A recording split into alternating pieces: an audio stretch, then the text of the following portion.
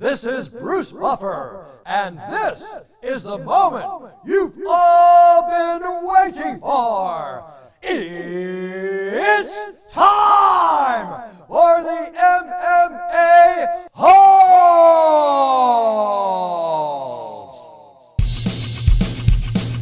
Mixed martial a-holes. MMA-Holes, MMA-Holes, MMA-Holes, MMA-Holes, MMA-Holes. You like to be a mixed martial a-hole. MMA-Holes, MMA-Holes, MMA-Holes, MMA-Holes, MMA-Holes.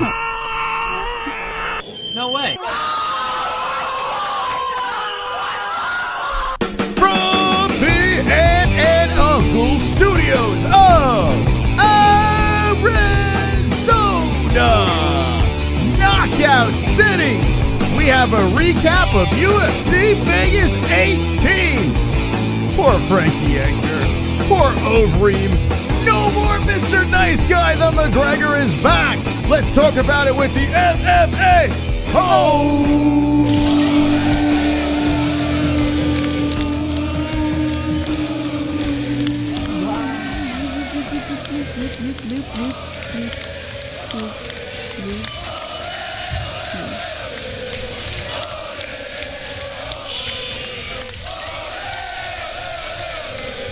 No more Mr. Nice Guy. That's right. Everyone, olay. How you guys doing tonight? God. You ready? You ready? You ready? I'm ready. I'm pumped up. We have a funny, something jumped in our minds when we found out that there might be a McGregor return in May. Yeah. But no more Mr. Nice Guy is what he puts on Instagram. A lot of people do not want to see the rematch of Dustin Poirier. I get it. We've spoken about it like a lot. But I'm going to tell you reasons why I'm cool with it. I've said this before why I was cool with it, and I'm even getting more cool with it as there might be a trilogy fight in May. Now, JBH, when you saw the Instagram post, no more Mr. Nice Guy, what came across your mind? The first thing that, shockingly enough, and I'm not even like the biggest Conor fan, but I do enjoy watching him.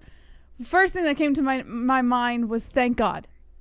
Thank God there is no more Mr. Nice Guy. Thank because God. I am telling you this as someone who just kind of lies in the middle of understanding why people don't like him and why people do like him. I think that the Mr. Nice Guy facade was probably the worst thing he could have ever done. There was no entertainment value in his press conferences. It just felt forced. It felt like... And I honestly believe that it did distract him in his fighting style. I believe it. So now I get to see if I was right or not. The mean guy Conor is coming back. We get the entertainment in the press conferences. We get that salty back and forth. It's going to be fun to watch, fun to laugh at. And then when he fights, it's going to be fun to see if that really did affect his fighting performance. Metallica was a great band. And then they put out Load and Reload. They cut their hair and were like hipsters. I don't know. It was weird what happened to Metallica. They tried to test the waters and do other things. Metallica is like Conor McGregor. Conor McGregor, being Mr. Nice Guy, is Load and Reload. That's what it was. Let's get back to And Justice for All and Master of Puppets, Conor McGregor. A little kill 'em all. Let's do that. How about that? Scott Schendel in the chat says it best. He says when he talks shit, it puts more pressure on him to win. I believe it. Like, because you got to think, you got to live up to all the shit, the mad shit you're talking to your opponent, right? You can't just talk shit and then come in there and lose. You know, otherwise something like Khabib happens. He came in, talked shit, lost, and then what happened? Everybody just fucking, they pummeled him on social media. So I like that he has that pressure now and that expectation. I can't fucking wait to see vintage Conor back in You the do cage. what works. You do what works. I was saying this. A lot of people were trying to give me hell for this, but him dragging his family around was nice to see. You know, it was very wholesome. Felt like I was watching a fucking Disney movie. But I don't want to watch a Disney movie. I don't want to see Family Man Conor. I want to see the guy that goes in the octagon and beats some ass. That's what I want to see from all my fighters. Now, if you are a family man and that's what you trot around and it works for you inside and outside of the cage, that's great. Never worked for Conor McGregor, and this is another example of it. It's time for no more Mr. Nice Guy. That's what it's time for. Right, Conor? Yes, sir. That's what we need. Carl Rumsey wants to know how he can talk trash to Dustin after getting knocked out. That's what I'm excited to see. I don't know. I don't know what the fuck he's going to say, but it's the easiest shit in the world. Here's the deal. He already made his excuses, right? He already figured out his way of lobbying for this trilogy. He did it with Khabib, and he's doing it with Dustin here. Conor knocked out Dustin Poirier the first fight. Do you not remember this? Yeah. A lot of people are like, "Whoa, is that 1.5?" No, but he's saying he did get knocked out in his last fight. Exactly. So, like, how do you... He goes back to the well. He goes back to the shit talking. What made him win that first fight? You go right back to that. That's what you have to do here. Listen, the trilogy fight, is it right for the 155-pound weight class? The answer is no. But here's the deal. Khabib is still ranked. He's still there. Yeah. They have not pulled him away. Well, so when the title we don't fight know. happens, he'll get pulled away. Yeah, eventually you're going to have to pull Khabib away. But until Khabib's name is removed from that list over there, hate to break it to you, boys and girls, there's going to be some novelty fights. There's going to be some ridiculousness. And Nate Diaz being thrown around over here. Who knows who the hell he's going to be fighting. So sit back and enjoy the ride. Conor McGregor versus Dustin Poirier, a trilogy, probably more interesting than the Diaz fight. If you really think about it. How many people out there were like, I don't want to see that Diaz trilogy? For years, people are saying, I don't want to see that anymore. I don't want to see it. I don't want to see it. Well, let me tell you something. The Dustin Poirier trilogy is very interesting. Dustin Poirier knocked out Conor McGregor in the second round, beat him at his own game, put him to the floor, beat on his face, humiliated him, and memed him. Now we have a third fight. Both fighters humiliated. A third fight for bragging rights.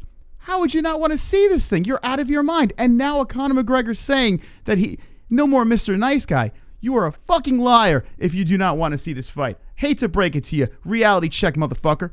Who said they didn't want to see the fight? There are so many people on social media. It's not right. I don't want to see that shit. People are legit. I'm telling you right now, 113 people watching right now. I guarantee there are motherfuckers in this chat. They're like, I don't want to see it.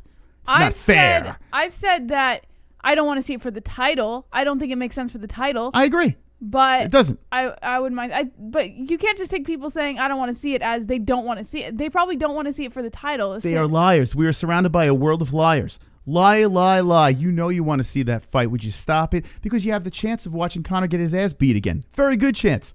Conor looked like shit in his last fight. So everything's pointing to the fact that Conor should lose. Here's another thing. A lot of people are saying, Conor in rematches always bounces back, this and that. And I've said that as well. But this is not a rematch. This is the first time Conor's ever actually going for the trilogy fight. We have no idea what Conor we're going to expect here. So that's even another element to this. Conor's bounced back in rematches. But how is he going to bounce back in a trilogy fight? That's another dynamic to this thing. It's fascinating. They turn it back around in May. How the fuck do you not want to see that? Tell me. I don't understand. I don't. So speak to me, chat. Do you want to see it? Do you not want to see it? Scott Chendall says, I don't want to see it right away. Conor should fight someone else. What are we waiting for? Back. Like, let's be honest here. It's hot now. He just said don't cut him off. He said Conor should fight someone else and get his mojo back. Fuck his mojo. If he gets smashed again. You asked what they thought. You can't just. I can say whatever the fuck I want. I got a microphone. Everything they say. Listen, I can say whatever the fuck I want, just like they can say whatever they want. Let's see who else thinks. I got a microphone, so deal with it. Let's see. Fat McGregor, rubber match. Not that. You guys know what a rubber match is. It's it's. Yeah. What was that you did? That's what happened last time. It was that. Yeah. Don't know what the fuck's going on here. Okay, there we go. My computer's so mad at you guys for saying you don't want to see it. It stopped working. Okay, go ahead. Conor karate style and trash talking is what I want, says a moronic emergency. Two Joint says I can say whatever I want. That's right. Joe B says Conor. Classy Nasty says Moss is a fanboy.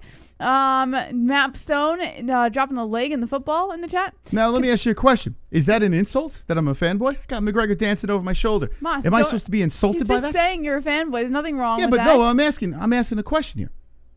Is it an insult or a compliment? Because I got to be honest with you. I ride or die with my guy. If I'm a fan of someone, I sink or swim. Hold on. A fanboy. Think about this. A fanboy is a compliment. So I am very complimented by that statement over there. Anyone that calls me a fanboy, yeah, I am a fan. I'm a fan of the New York Giants. I'm a fan of the New York Rangers, who were losing to the Islanders today. I'm a fan of a lot of things, and I stick with them. And by calling me a fanboy, thank you. I appreciate that. Okay. All right. Fans only, boys, is 2 joints. A statement of fact, says Matt Stone.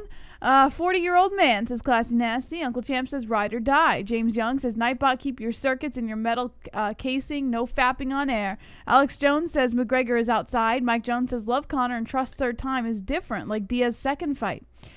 Drew Weekum, or I think Wycombe, I don't know how to pronounce that, sorry man, says doesn't matter who he's fighting, we know we will all watch. 100%. Here's the thing. If you don't like Conor McGregor, you have to like this fight, right? He got smashed in the last fight. Pretty, looks like everything's pointing to him losing this thing, you know? So if you really dislike Conor McGregor, this makes sense for you. You can watch this thing, him get embarrassed after he is privileged, which he is. I mean, let's be honest. He's a spoiled brat. He gets what he wants. You get to watch him lose again. Why would you not want to watch that? I don't understand. If you dislike the guy that much, you know, you can get together with all your friends. You could bring some Conor fanboys, and then you could laugh in their faces. I mean, it's a great opportunity for you guys. Yes. But what if he wins? Oh my God. What if Conor McGregor wins the trilogy? Then what happens? Then the non-fanboys might kill themselves. Might be a bunch of suicides, like just bodies flinging off of buildings because they don't know what to do. And they're just going to be crying. He cut the line. He's privileged. Wah. Justin Gaethje is saying he'd leave the UFC if Conor McGregor gets the trilogy with Poirier.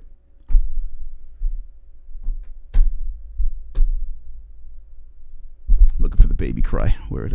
Just help me out here. Wonderful. I mean, a lot of people are upset about this. They're taking this very seriously. Habib Nurmagomedov is still on the list there. He's still ranked. He's still in the mix. Yeah. So I don't know what the fuck the problem is. Let's see. John Castiglione says, oftentimes in MMA trilogies, the one who won the second fight often wins the third. Chuck over Randy Kane over JDS and Stipe over DC. Soon to be Dustin over Conor. # Team Diamond. There you go. Okay. There's another long one I was going to read. Where is it? Don't you have a chat in front of you? Why you gotta? No, Moss. Oh, come on. Terry Reese says it is what Conor used to insult Khabib. Hold on a second. Dre, thank you for the $2. Appreciate that. It is what Conor used to insult Khabib. Called him a fanboy for buying a shirt. Whether an insult or not, it was used as an insult. It looks bad for Conor to call out fanboys as if they are bad. Okay, that's fine. Listen, I'm with you. If Conor said it, then it's not an insult. It isn't. But here's the thing. It's what you make of it, right?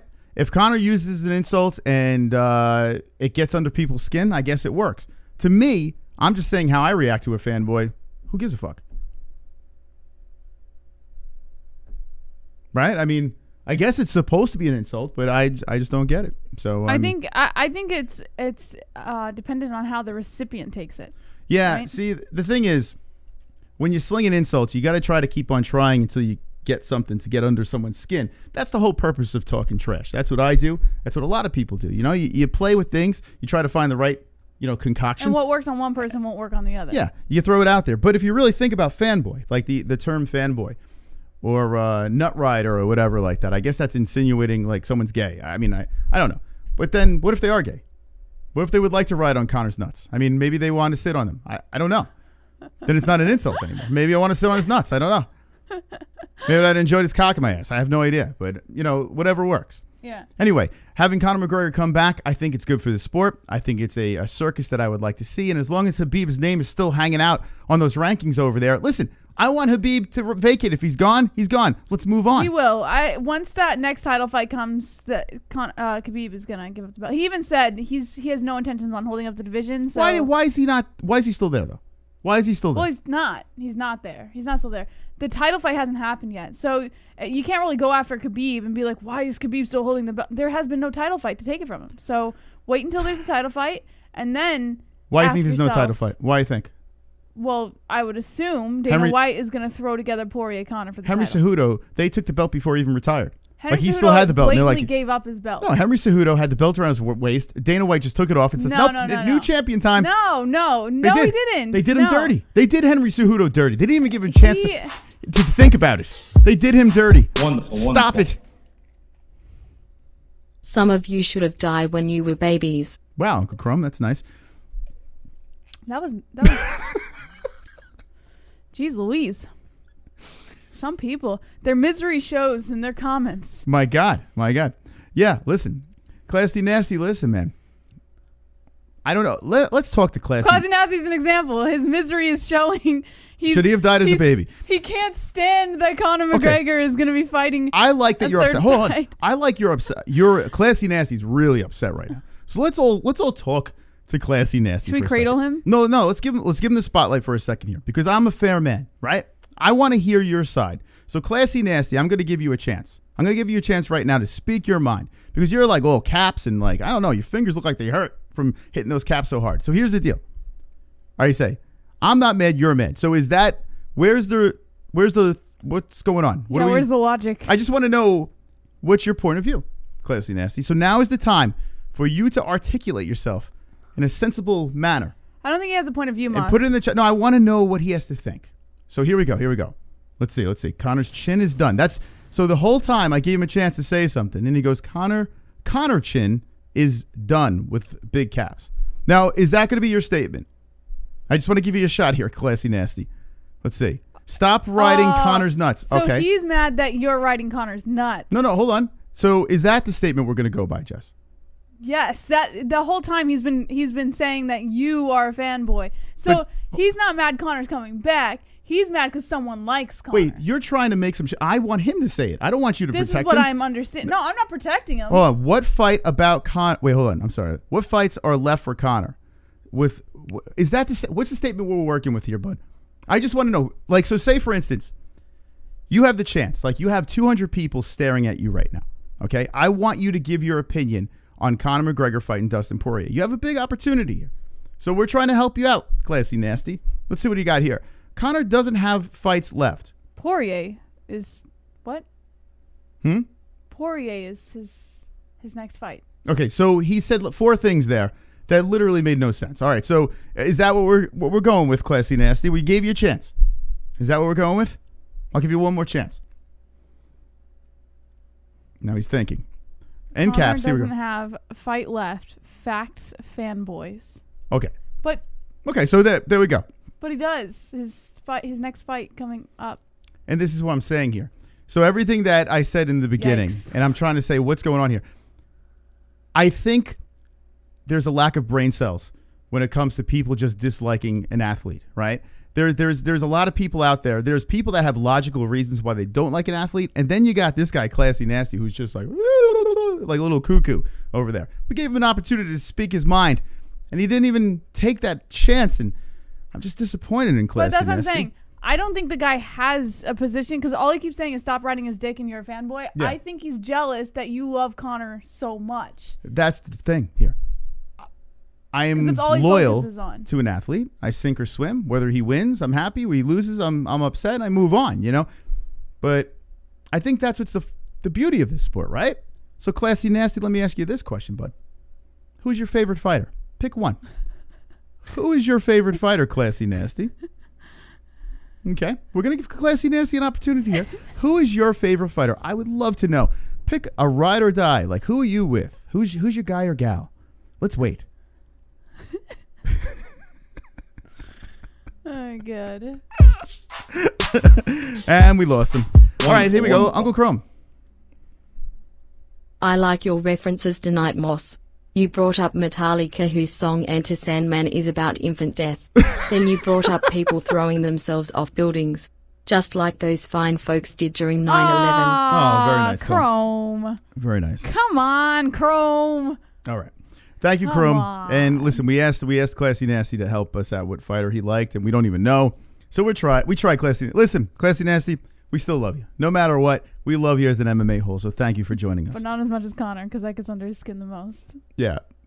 I hate to break it to you. I'm a Conor McGregor fan.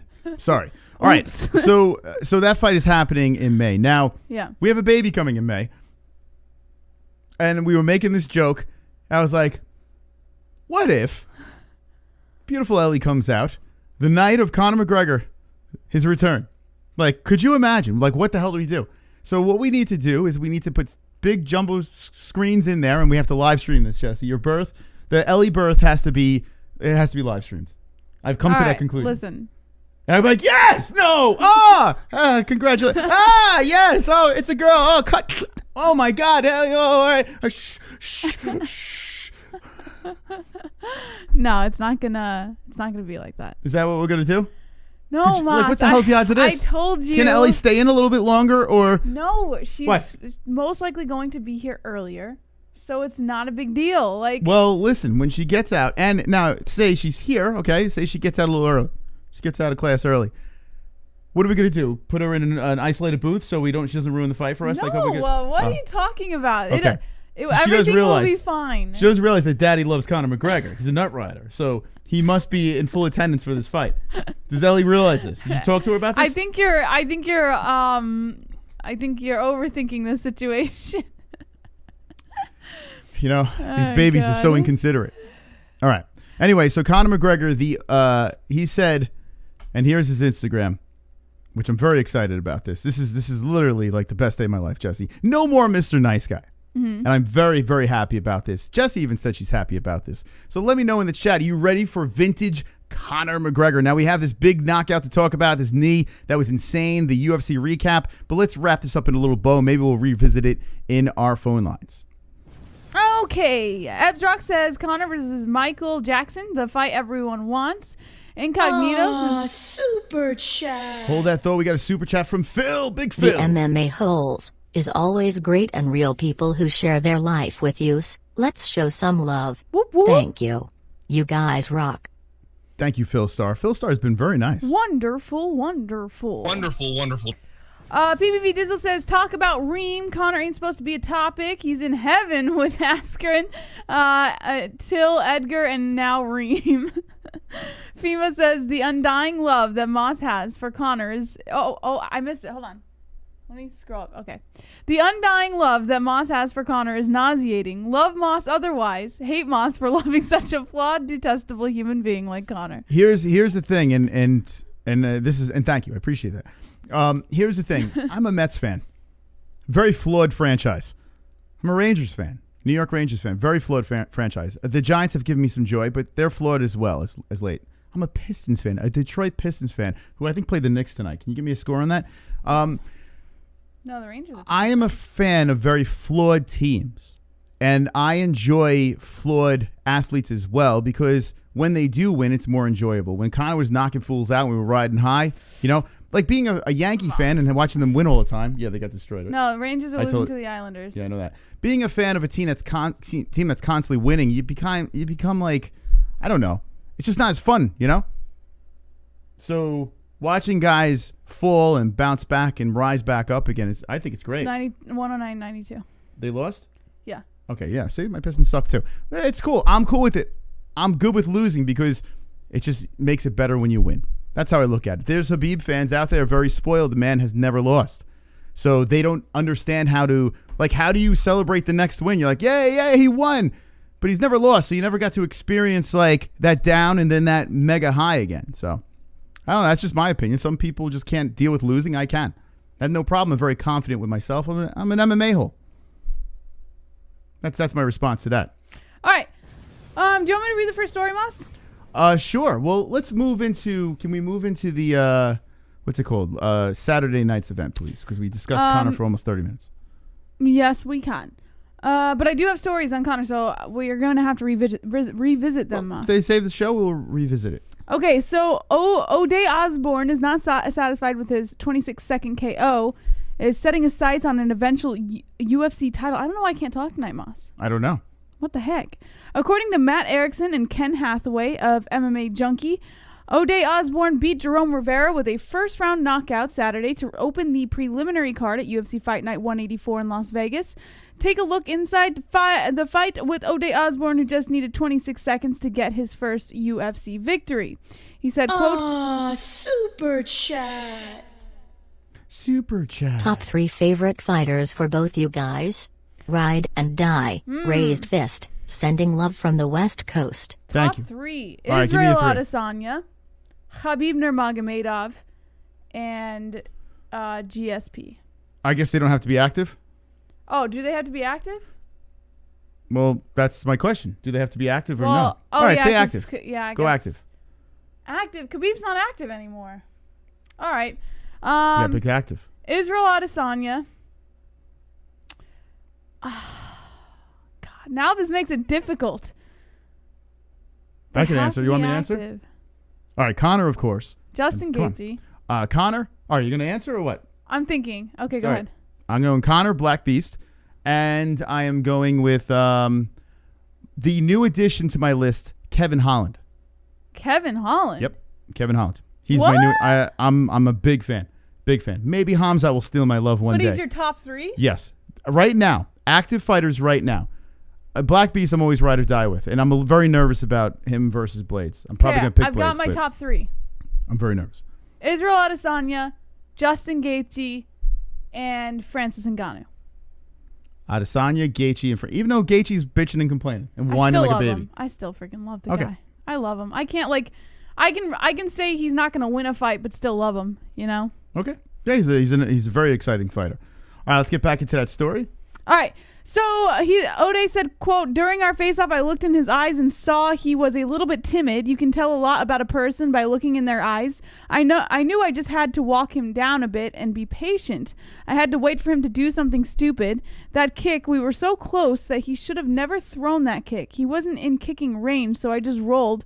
I rolled it, waited for the opportunity, and capitalized on it. So, it doesn't sound to me it sounds to me like it was just like it happened and whatever, like he doesn't sound very thrilled about the way that it played out. I thought it was a brilliant knockout by him on Saturday night, but how are we starting with this story when we got? Can we talk about Sandhagen?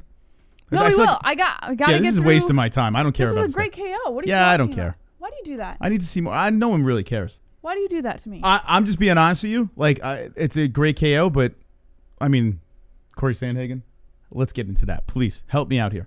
Moss, you can't just bypass other news. You can't do it. I could. No, you can't. Yes, I'm doing this for the chat. Then you're doing my job from now on. Okay, Jesse. We have limited time, please. Frankie Edgar statement.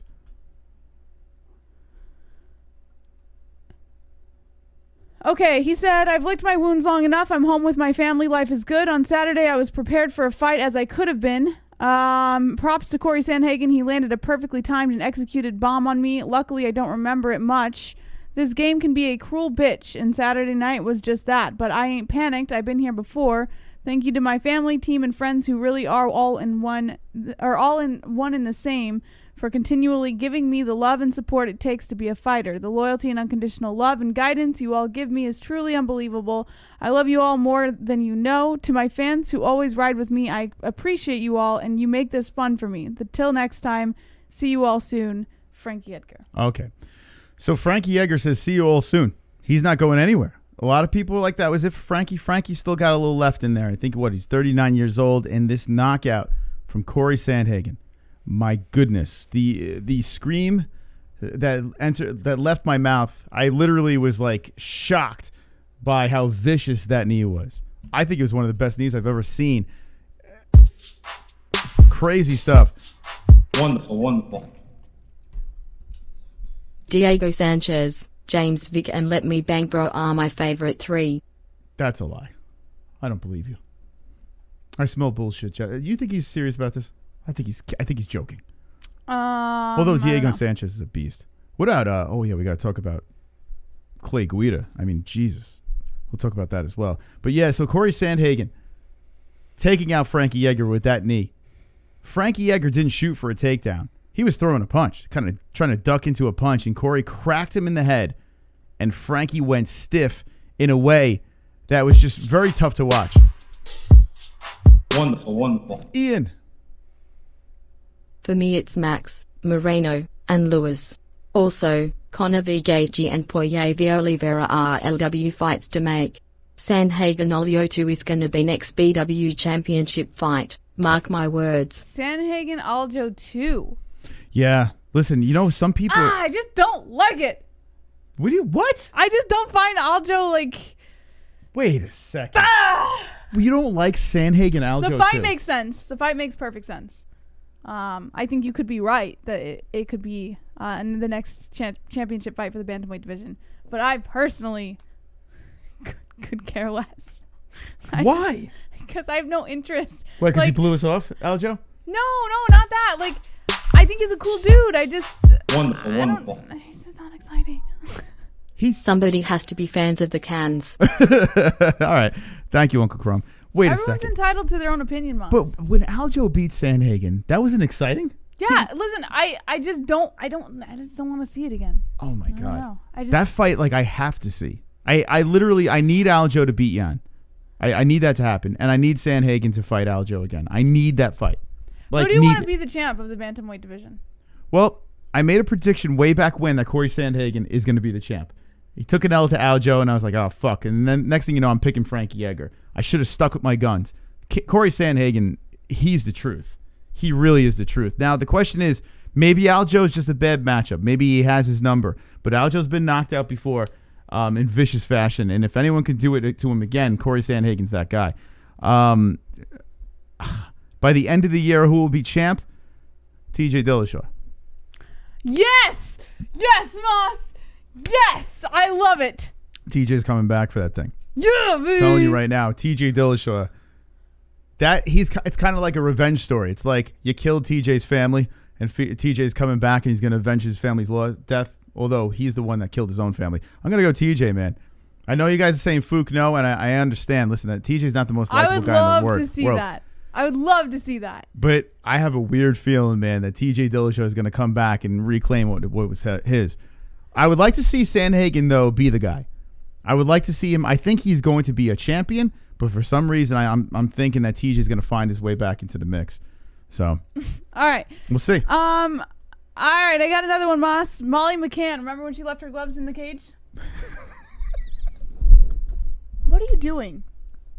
What are you doing? Yeah, I remember. I do remember. No, I'm just saying we have Overeem. We'll get there. I have them. Okay, I have all right. them all lined Let's up. go to Molly Moss. McCann. All right, okay. Good Lord, you got to have a little fluff between. This order has got me. Okay, let's go to McCann. The meatball. Molly McCann explains why she would laid her gloves in the cage after UFC Vegas 18 lost to Procopio. What? No, I'm just laughing. I'm glad. Listen, it's funny. Go ahead. Go for it. You don't have to. You're taking this too serious. It's Molly McCann.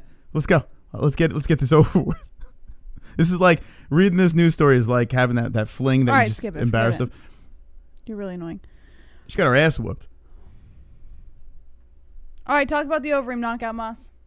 Is that where we're going? No, they don't have a statement on him. Oh, okay. So let's talk about it. All right, let's get into the Overeem knockout. For God, we have limited time here. We'll listen. We'll break down the Molly McCann fight in the extra time.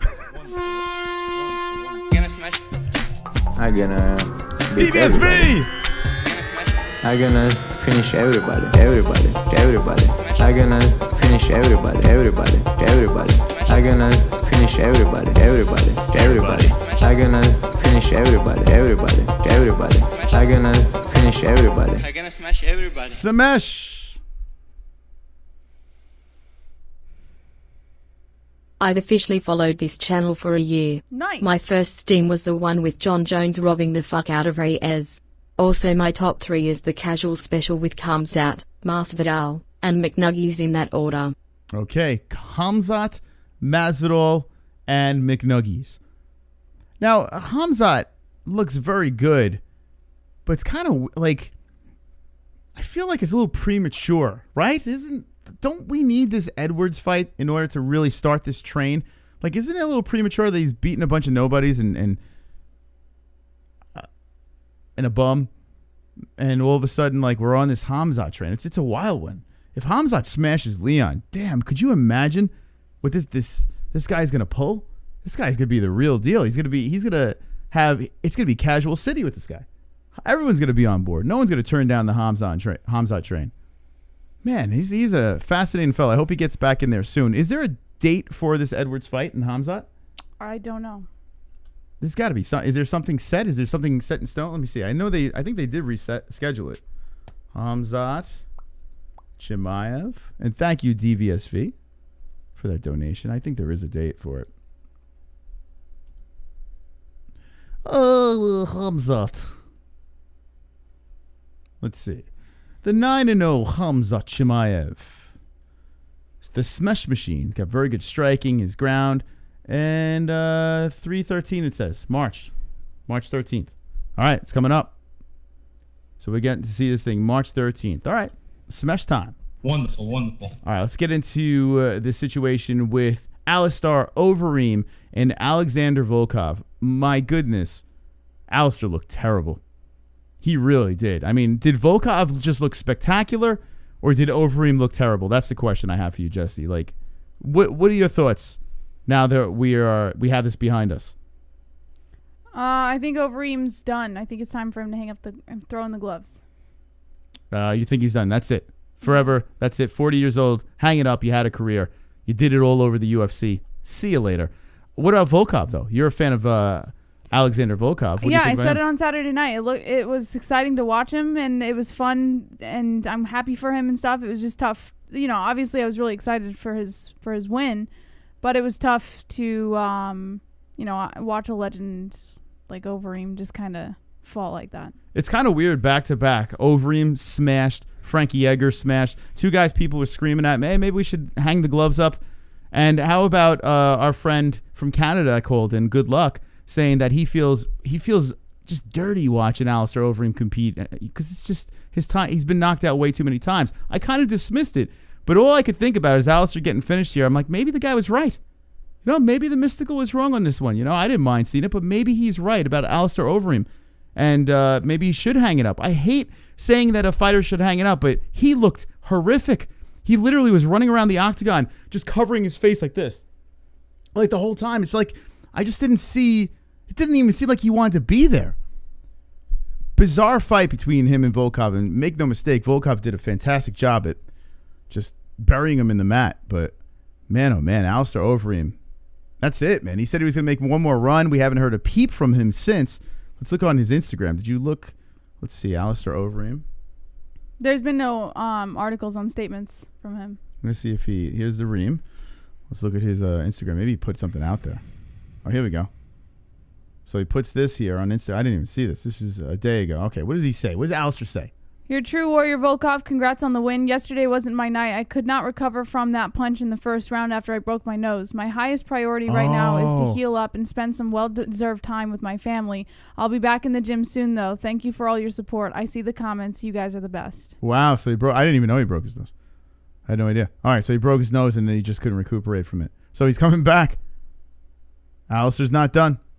Thank you. Thank you. Willie Puffers. Yes. Wow, Willie Puffers, he became a member of Puffers.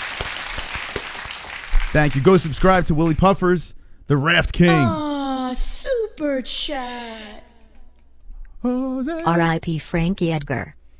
Well, he's coming back, so I guess he's not done. So these guys just can't hang it up. Should the UFC step in with either of these guys? If you had to see Frankie Edgar and Alistair Overeem. The UFC stepped in before when it comes to fighters who are in there for too long or who get knocked out too many times or whatever, but I don't think Frankie Edgar is at that point yet where the UFC is ready to just kick him. I hate to throw this question into the chat, but because I know a lot of MMA fans are just hang it up, you know, like a lot of us are guilty of that. And then last Saturday happens, and it's like, man, maybe sometimes they're right. We never want to tell a person to stop doing what they love, but when you're seeing like a knockout like Frankie Edgar, when he is stiff at 39 years old, he's got a family at home. I mean, could you imagine what his family's thinking? Like when he's there, like when rigor mortis is setting in, and Frankie Edgar's just like Peter Griffin, just frozen on the mat. Like, what would go through your mind if I'm just laying on the mat, just stiff like this? And I come out of it, I'm like, hey, Jess, I think I'm going to do that again. Would you tell me to stop? No. You wouldn't tell me to stop. So you want me to die anyway. But if you didn't want your significant other to die and you cared about them, what would you do? You probably would say, yeah, enough's enough. Anderson Silva's family has been telling Anderson Silva forever to stop. Enough. Their kids are like, Daddy, I can't watch this shit anymore. So it's a weird situation. Wonderful, wonderful. Wonderful, wonderful. Damn, Leon is everywhere. He was the driver in Cool Runnings. He was in the 5 Heartbeats. He was in Ali. He was David Ruffin in The Temptations. He was about to shoot the place up in Above the Rim. Now he is in the UFC. What a career. Thank you, Corum. Thank you. All right, Chad, what should we do here? Alistair Overeem, what should we do here? Is it the end? I mean, he wants to keep going here. Does it pain you to watch him fight? It pained me on Saturday night. Wonderful, wonderful. This is how we know Michael Johnson is a true can. Saturday night was the night for everyone to beat up on an old man, but Clay still bullied him and gave him a swirly. Yes. All right. Very true. Let's segue. Do you have a story on that, or should we just... No stories on Guida. Okay. This has to be spoken about. Let's move into the Guida situation. A lot of people have been talking about this fight. It was a fun fight. But Clay Guida did something there. And some people are saying, hey, I can't remember who it was. Was it TVSV? I can't remember. Or was it Crazy HD? Last night on our gaming stream on our second channel, someone came in there and says, maybe we're just disrespecting this guy. He's better than a lot of people say he is. He's underrated, Clay Guida. He is 35-20-0, which is pretty good. 36 freaking wins. Guy's been fighting forever. And the performance he did on Michael Johnson, he literally dominated him. Looked great. Unanimous decision, got it done. He snapped a 3-fight skid over here. He beat guys like BJ Penn. He's lost to guys like Charles Oliveira, who's great. Brian Ortega. Let's see. Notable wins here. Other ones. Anthony Pettis. Gomi. RDA. He does have some notches on his belt that's very impressive, Clay Guida. What do we make of this guy? What's going on here? How old is he? I always think he's just going to be that fighter that's, exciting to watch and you don't know what to expect, and I think it should always remain that way. I don't think we should think too much into it, honestly. I just like the unknown. He's either going to come in on fire or he's going to come in, what?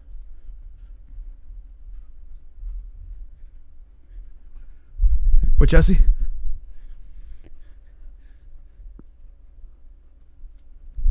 I'm just going to do the rest of the show like Clay Guida. Yeah, I can see that. Shaking the whole room, Moss. All right, Jesse, come on. What else you got to say about Clay? That's it. I said what I had to say.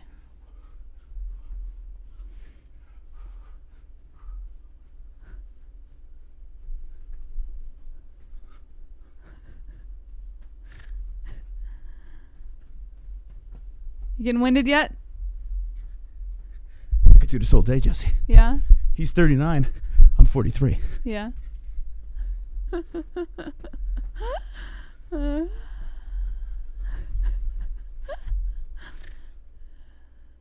look great.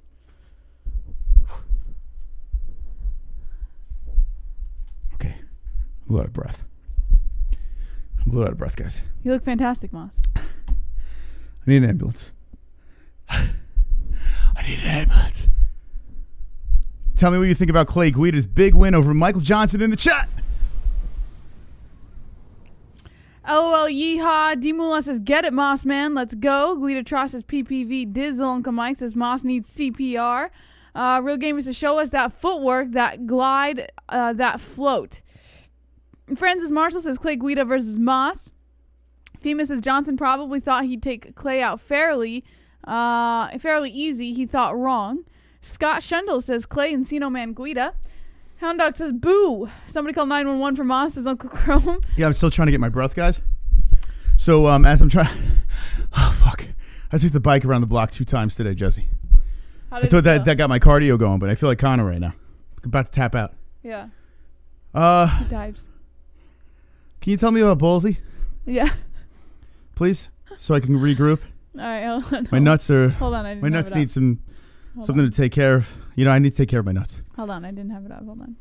Oh, holy shit. Someone rub me with some Ballsy, please. Okay. All right, ballwash.com. Promo code MMA-Holes, MMA-HOLES for 15% off. Taking great care of yourself doesn't have to feel like a chore. Ballsy products are developed with unique active ingredients to keep you feeling and smelling better than ever before. Get up to 15% off using promo code MMA-Holes at ballwash.com. Ballsy has amazing products, including merchandise like boxers and socks. You can also get a throwback tee, liquid courage body wash, or perhaps some ball wash if that's what you're looking for. They also have nut rub solid colognes. They have shampoo and conditioner. It's called, what is it called again, Moss? I'm sorry, I'm still out of breath. It's something like go down on me or something. No. Head go. something. You got it. I don't fucking All right, know. go to shop. What's Go it to called? shop. We'll show you. Well, No, all I shop. know is we have shop now. No. Oh, shop. Yeah. All I know is we have a package coming our way, and I am going to try every single product over here. I like the fact that they have shampoo because Jesse has his fucking shampoo. I smell like a bitch. I already look like a bitch, but I don't want to smell like one too. So I don't want to smell like any sort of chick. This here, What are you talking? It's regular shampoo. this here is gonna make me smell like a man. Good head shampoo and good head conditioner. I'm gonna try that out. I'm gonna see. I want to smell like a manly man, not like a little bitch boy. You know. There's a ladies shampoo and there's a men's shampoo. I'm going to try this shit out and see how this works over here. Looking very much forward to this. Maybe I'm going to put my nuts up in these boxers too. That looks pretty comfy as well. Their products are actually pretty cheap. Pretty cheap over here. So, they got a couple of things sold out. What's this about, Jesse? They're a popular brand, Moss. My God. All right, we'll find out when this stuff gets back into stock. But yeah, if you want anything from this website, how do we get it? Ballwash.com, promo code MMAHOLES, 15% off your entire purchase. Nice. 15% off. So use our promo code MMA-Holes with an S. MMAHOLES. And shout to Ballsy for being Wonderful. All right, we want to clean the buttocks. How can we do it? Link in the description for Lux Bidet. Say goodbye to toilet paper with affordable premium bidet attachments by Lux Bidet. Lux Bidet attachments gently cleanse your skin, leaving you feeling refreshed and confident. You can save 10% at checkout using the link in the description. It's an attachment. It takes just a few minutes to attach to your toilet. You do not have to replace your entire toilet. It's just an attachment. 10% off. Link in the description. So it's a different deal. You go down below in our description, you click it, boom, discount like that. Get it? Lux Bidet definitely would like you to have a clean ass. Would be worth it. Trust me. It'd be worth it. Get top quality organic CBD products, including extracts, hemp flower, cosmetics, edibles, and more. Get up to 15% off using promo code MMAHOLES. That's MMAHOLES. Promo code's wrong on the screen. MysticRootsCBD.com. Now I can make it dance.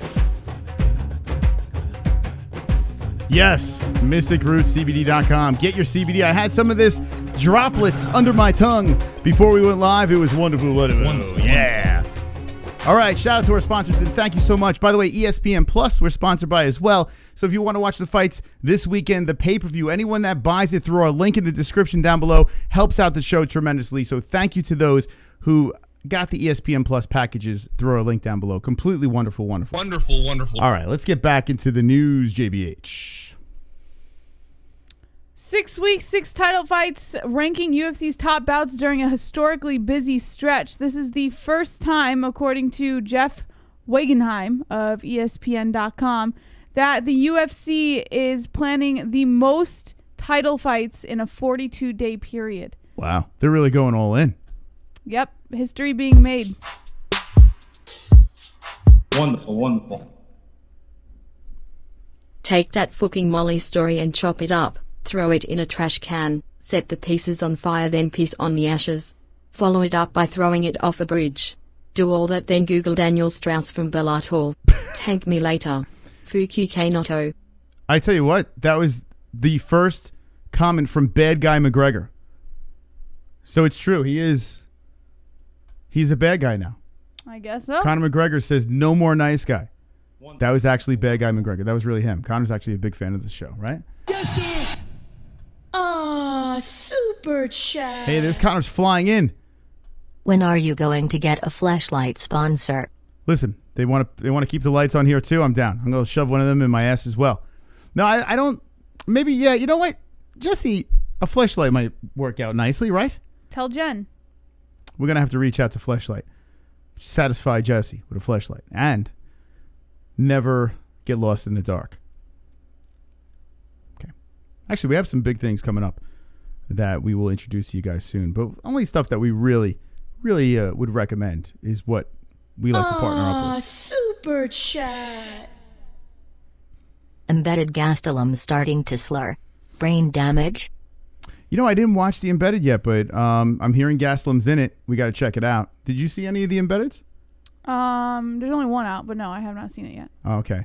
I like to wait until the end of the week for Embedded, and then I binge through it in one shot. I don't like to watch it when it comes out, like the 6 to 8 minutes of embeddedness, and then be like, I need more.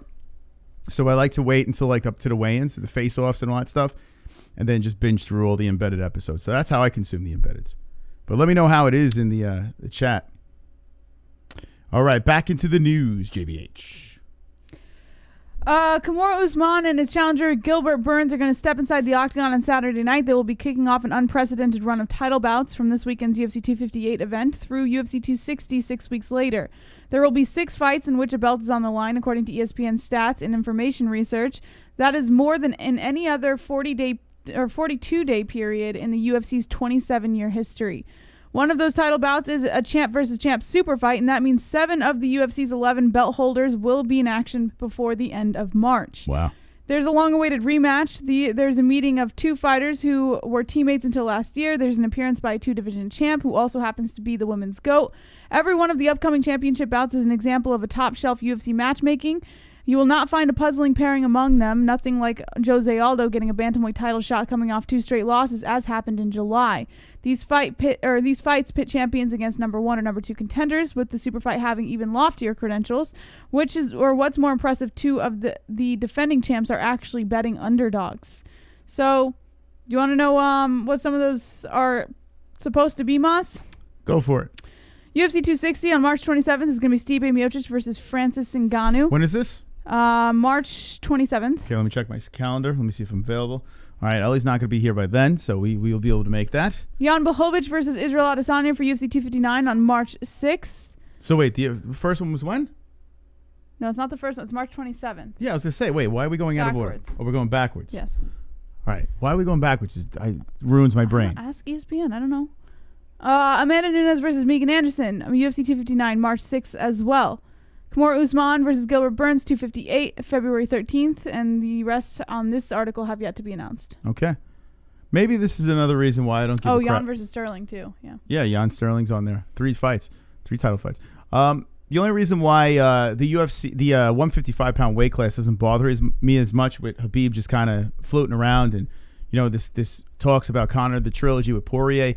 We got so many title fights coming up as is, and 155 is a jumbled mess. So until the UFC figures out what the hell they're going to do with 155, let's just watch some fights. That's how I look at it. You know, I don't think Conor versus Poirier should be for a belt. I think that's a little too far, but a trilogy fight I'm cool with. If Poirier is down with it, the people would like to see it. Why not? It's fun. So that's why the 155-pound weight class doesn't bother me. But I tell you what, though, with these title fights, another return of McGregor in the same year, you got so many options by the end of the year. Who knows? With John Jones coming back, it's crazy, man. It's really crazy what 2021 so far looks like. So kudos to the UFC for being wonderful. Why are we screaming no? I don't know. Maybe I should hit the right soundbite the next time. You excited to see the return of Izzy go for that belt? I'm always excited to see Izzy. All right. You got to be really hungry for one of your guys, because think about it. Khabib that's it, right? Well, Gaethje's, they're planning for the spring. Izzy's coming up in March. And Ngannou's going to be fighting soon. So, no, I'm good. They're all coming up. Yeah, it should be interesting to see that fight. You know, what's Blachowicz going to bring to the table? So here's the card that happened Saturday night. Overeem, disappointing. Very, very disappointing over here. Corey Sandhagen does a great job on a Frankie Edgar, who I thought, hey, as an underdog, why not go for it? Boy, was I wrong. Sometimes you get it wrong, and this one I got it really, really wrong. Frankie Edgar got just smashed against Corey Sandhagen. Corey Sandhagen is a real player. Talk about upsets here. Clay Guida getting the big win over Michael Johnson, too. Looked fantastic over there. Fun. Clay Guida is a fun guy to watch, and good for him. Good on him getting the job done. You have Pantoja getting the win over Cape. Nice job by Pantoja. Looked very wonderful. Dariush and Ferreira had a complete war over here as they were tangoing, and that was wonderful. Rodriguez versus Marquez. Ouch. Is all I'm going to say. Just ouch. Man, Marquez looked very good. Let's talk Roxanne Modafferi' Brewster. Maybe another time. Maybe another time we'll do that. Let's leave Roxy out of the mix tonight, right? What do you think, guys? What do you think? What do you say? Let's see what else we got over here. We got the Devontae Smith versus Justin James. The doctor stoppage, the eye injury. I mean, another just smash. Unanimous decision for Carol Rosa. It looked very good against Edwards. Edwards came in on like 2 weeks. Tried to bounce right back into the win column. And unfortunately, it wasn't her night as Carol Rosa looked very good. Let's see. Lara Procopio, unanimous decision over Molly McCann, who Jesse brought up briefly before, did leave the gloves in the cage because of pop. She wasn't retiring. It was because it was for her dad. Did not look good in that fight at all. Sungwoo Choi versus Zalal gets a unanimous decision. Very impressive. Sungwoo Choi. I was actually pleasantly surprised by his performance, even though he looks like the alien from Signs. Unanimous decision over Dave Valiev. And you had the left hook. We spoke about this earlier. Ode just smashed Jerome Rivera. So there's your card. And I got to say this, it was pretty good. For the most part, it was very entertaining. So a fight night that delivered. Once again, the UFC doing a nice job. Some people were complaining. I don't know why. I don't know. Some people are just never happy, Just never happy. But that's how the world works. All right, we're going to move into Save the Show. We have any heroes? The clock has begun. Every donation that comes in, 5 minutes, $5, 10 minutes, $10, and so on and so forth. Be a hero. Wonderful. Sanosi. All I want is this in 2021. Izzy lose Janen belt. US man slept. Stipe the HW belt. Stella KO and Megan Me Too Anderson pounded to a fine paste. Save the show. All right, Sanosi, thank you. That's 2 minutes longer on the show. Thank you. You are wonderful. It's the studio namer right there, Sanosi. Very nice of you to do that. So 2 more minutes, and we're guaranteed. We're going to go any longer. It's up to you guys. Thank you so much for joining us. Hit the like button. 110, 224 watching. It doesn't make any sense. Hello? All right, let's squeeze the story in while hopefully we get some saves here. What else do we have in the news, JBH? If you go back up a little bit, Dustin Poirier's UFC 257 fight kit for his knockout win over Conor McGregor earned him $26,000 for his Good Fight Foundation. $26,000 for his fight kit.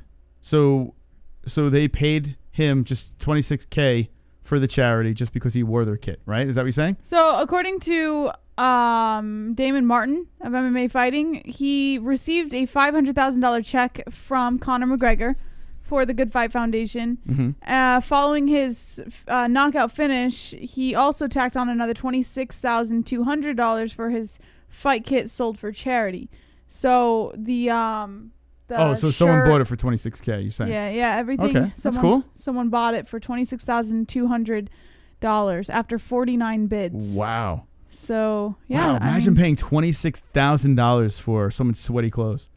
And it goes to a good cause. That's unbelievable, man. That's a good human being right there. What do you think he's going to do with it? Do you think he's going to... Well, I mean, it's for a good cause, so that's great. Uh-oh, the donate boy been tickled. I just feel so special. Here comes Kiwi flying in. I've got a special face. That's another 11 minutes, yes. Attention is short. Bust to outer space. Mind in a special place. Oh, Kiwi. Wonderful. GSP abducted me. I'm from an alien race. Yes. Special face. Special face. Wow. Special face. Thank you so much, Kiwi, for the 11. Amazing Zalal lost to a guy who had his eyes shut.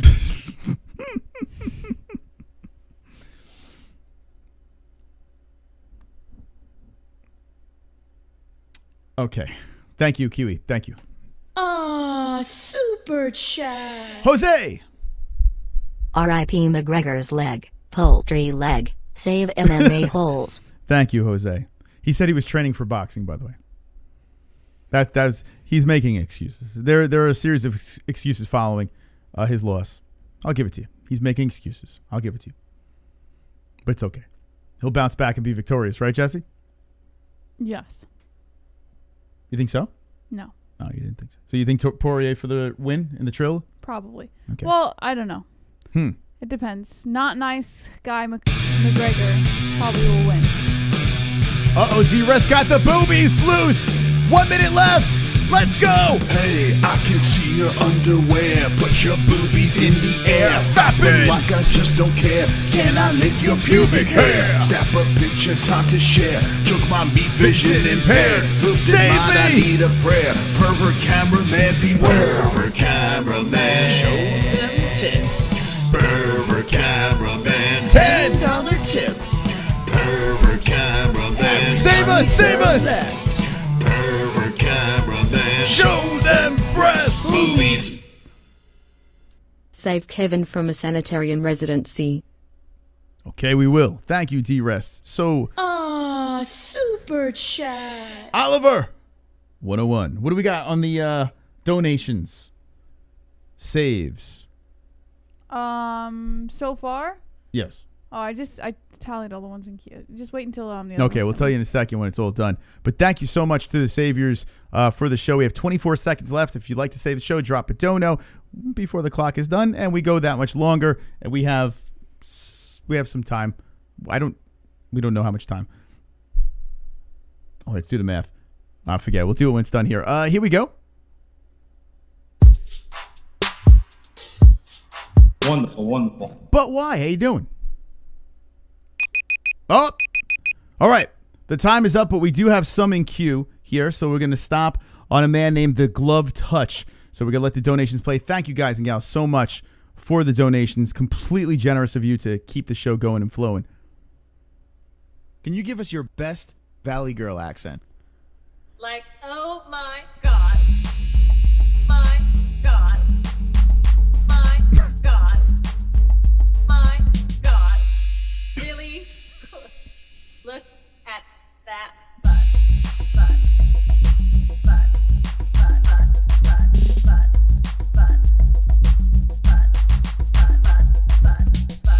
Oh my. Look at Ariel, man. He's got some moves. For the boys, cheers fam. Yes! Hang with the boys! Thank you, Renee. Thank you so much for the Ariel ass slap. Ariel is so good at that. My uncle saw that donation. He never watches the show, but when you guys were doing the fundraiser, he was watching it. He shut it off immediately.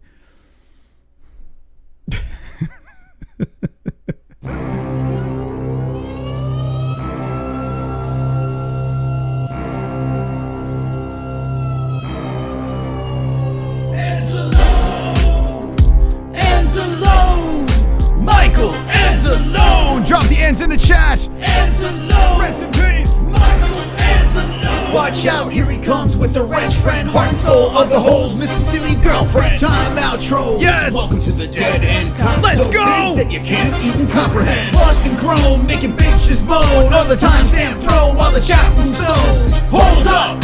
Save the show for the tales will be told about Michael Anzalone. We got some saviors here. Save the show. Roberto, thank you so much for that donation. Absolutely wonderful, wonderful. More in queue over here. We're having some phone lines tonight, boys. We're having phone lines. Rest in peace, Michael Anzalone. Rest in peace to the greatest moderator of all time. And you look so cute. Oh, we're gonna have to post it. We're gonna have to repost it. You're so cute, Ann. We're gonna have to repost it. Wonderful, wonderful. Bad guy McGregor. Oh, bad guy McGregor. Did you not hear the double champ? Google Daniel Strauss, it's better than their stories. Now I'm going to drink me proper 12 and punch some old people in preparation for my rematch. Save this fucking show. Thank you, bad guy McGregor. super chat. Here comes the glove touch. All right, now we're caught up over here. We have another one in queue. We'll just let it play. But here we go. Glove touch. Thank you so much. We have one more to play over here. We'll take the phone calls. JBH, what do we have in tally? Okay, we have at the glove touch. You said? No. You could drag the next one in there too. Okay. So the next one. So now we're at an hour and 3 minutes. Hour and 3 minutes. Thank you guys. Hour and 3 minutes extra show. Eddie, you're a fucking asshole, dude. Hour and 3 minutes. Super chat. Okay, and thank you, Phil Starr. Thank you so much, my friend. Appreciate that. Very generous tonight for extending the show for another hour and 3 minutes. Completely wonderful, wonderful. Round of applause for the chat, please.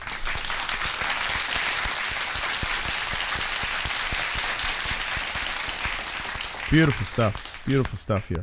All right, I'm going to edit this up a little bit. All right, that's good enough. Like that. Reset. Okay. Oh, fuck. All right, that's good enough. Thank you. Phil Starr is also a member right now. There we go, baby. Phil Starr has become a member. Number 113. 113. We got Willie Puffers. We got Phil Starr membering up tonight. Yes. Yes. Drop your favorite emojis, members.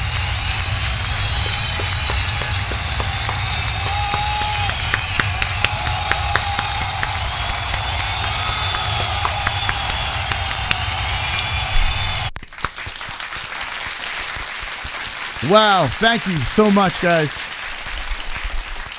We got some new white belts in the chat and working your way up to black belts. We see all the different colors over there, the blue, the green belts over there. Thank you guys for all your support. And I have to say this, I am looking forward. I was thinking before the stream, I can't wait until they start getting their black belts. Yeah. 2-year members get the black belts, and that's gonna be badass, man. I cannot wait to see that. Those are like kings of the chat. The kings of the chat rocking the black belts. Thank you so much for the support, friends. All wonderful, wonderful people. We're going to play the phone call song, and we're going to get right back into the show again. We're going to take the calls. We're going to speak some more MMA. I want to give a shout out to our beautiful NH over here. Look at NH. Wonderful, wonderful. Rocking. He's so freaking cute. She got the MMA-Holes hat and the shirt. The champion of Fuqua Friday. Thank you, NH. We definitely will repost that on our social media. And thank you to everyone that rocks our merch. Wonderful, wonderful people out there. All right, you ready, Jesse? Ready, Moss. Super chat. Well, one more slipping through the cracks here. Phil, Love baby. you guys. Love you, Phil. All right, we love you as well. Thank you. Hang in there, friends. We'll be right back after this wonderful, wonderful song. Love to all the holes. All your holes. Every one of your holes. My name is Mystic. What's your name, and how can I help you? No, this is Lone Wolf, a.k.a. All Heart, a.k.a. Lone Wolf, a.k.a. Silver Carl. How's it going, Silver Carl? Wonderful, wonderful. Yeah, my name's Casper, and I'm a goat. Sean, how are you tonight? Which one's having? Yo, John, what's up? Yeah, this is DVSB. I have an acoustic problem. Okay, well, this is Real Gamer. Man, your voice sounds a lot faggier on the phone. Hey, it's MJ, the artist formerly known as Kevin Lee. How you doing? Hey, my name's Dan. I got a question. Yo, Sanosi. What's up, Sanosi? What's up, you guys? It's Justin Jr. Hey, guys. It's Kevin from Denver. How you doing? Wonderful, wonderful. Hello, Mustafa. 832, you're live with the MMA-Holes. What's your name and what's on your mind? Hey, what's up? It's Pulse. What's up, Pulse? Hey, Pulse. Clock. Hey, it's good luck. Alexander. What am I, chopped liver? We're celebrating. Ole. Yeah, baby. 617, you're live with the MMA-Holes. What's your name and what's on your mind? Michael Antimo from Boston. No way! Michael Anzalone, you just gave me butterflies when I heard your voice. Michael, welcome to the show. Huh? It's the knitter. Hello, guys. How you doing? Hi, Jesse. Hit the like button, you folks. This is the double champ. Yeah, I want to talk to you. I'm not big on talking about fighters that much, but... This is Jeremiah. Hey, it's Kevin from Chicago. Nothing. Gotta talk about these fights real quick. It's Mike Hill. Jesus Christ. I'm over here trying to stay awake and shit. Jesus. Oh my God. Yeah, it wasn't doing it for you, huh? Like, no one cares, Justin. Who the fuck's he talking about? Brooklyn Dodgers? Who the fuck them? I don't give a shit about them. Yeah, he thought the Brooklyn Dodgers should be the ring girl of the year. All right, that horse. Okay, Chrome, thank you, man. Wait, he has stuff to talk about. He's making fun of Justin first. Don't hang up on him. Hey. Anything else? Stay white. Okay, I appreciate that. Stay white. 516-522-0267. We're going to open up the phone lines, and I just want to say this. Tomorrow, I'm putting together like a new we'll be right back thing. But I was thinking about it, and I noticed D-Rest put it on his YouTube channel with the original music from the MMA-Holes. If you guys come up with little jingles here and there that are like decent songs, original songs, of course, like clips from the show, funny stuff, I'm thinking about the We'll Be Right Back screen, putting those in there. So actually customize MMA-Holes songs that have to do with the show on the We'll Be Right Back screen where we have our sponsorships and all that stuff. So if you have any talent that you'd like to display, upload it on YouTube, put it on the MMAHoles.com or DM us, and we will add it to our medley of We'll Be Right Back. Try to make the songs as short as possible. They would be better off sending it to the MMAHolesinfo@gmail.com because then we could just download it straight to the thing. Yeah, so upload it on YouTube, like your YouTube channel over there. If you guys are talented and like to put some songs together, I'd love to have like clips from the show. I'll play you an example of this. I think this is actually pretty funny. D-Rest, I think I'm going to add this. Let me find it real quick. I think you guys will get a kick out of this. Oh, shit, what's D-Rest's channel? It's probably like a million channels that have. Yeah, I'm not. Yeah, you're not going to find it. Forget it. It's like a million D-Rests. All right, well, I'm going to put it back on the MMAHoles.com and I'll show it next time. But yeah, it'd be hilarious to put it on our We'll Be Right Back screen. Okay, let's take some phone calls. Start the clock over here.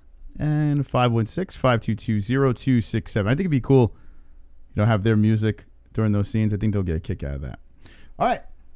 So let's talk. Let's talk about the return of Conor McGregor. No more Mr. Nice Guy. Also Corey Sandhagen with the knee from hell. 2-1. Oh, you're live with the MMA-Holes. What's the name? What's on your mind? Jesse, what's up, Jesse? Hey, what's Jose. Up, how you doing, Jose? When's the last time we heard from you? Hey, man, I've just been busy having, fun, living life. But I have thought about you guys, though. We've been thinking about you. Every night. Yeah, man. Hey, I like the new background and what you guys are doing. Everything looks really good. Thank you. Appreciate that. Yeah, so I was just going to call in and talk about poor Frankie Edgar, man. What a sad way to see a lovable legend just, man, he got put to freaking rest, dude. He was 6 feet under. You know that meme where those 6 African dudes come out, them pallbearers? That was Frankie Edgar, dude. He went down face first. It was hard to watch. Yeah. But, it's a tough game. That's just what happens over time. And, I'm sure he could come back, but if he made money, he should probably just retire. Yeah, he has no interest in retiring after that statement, and it's pretty wild. The guy he's passionate about what he does.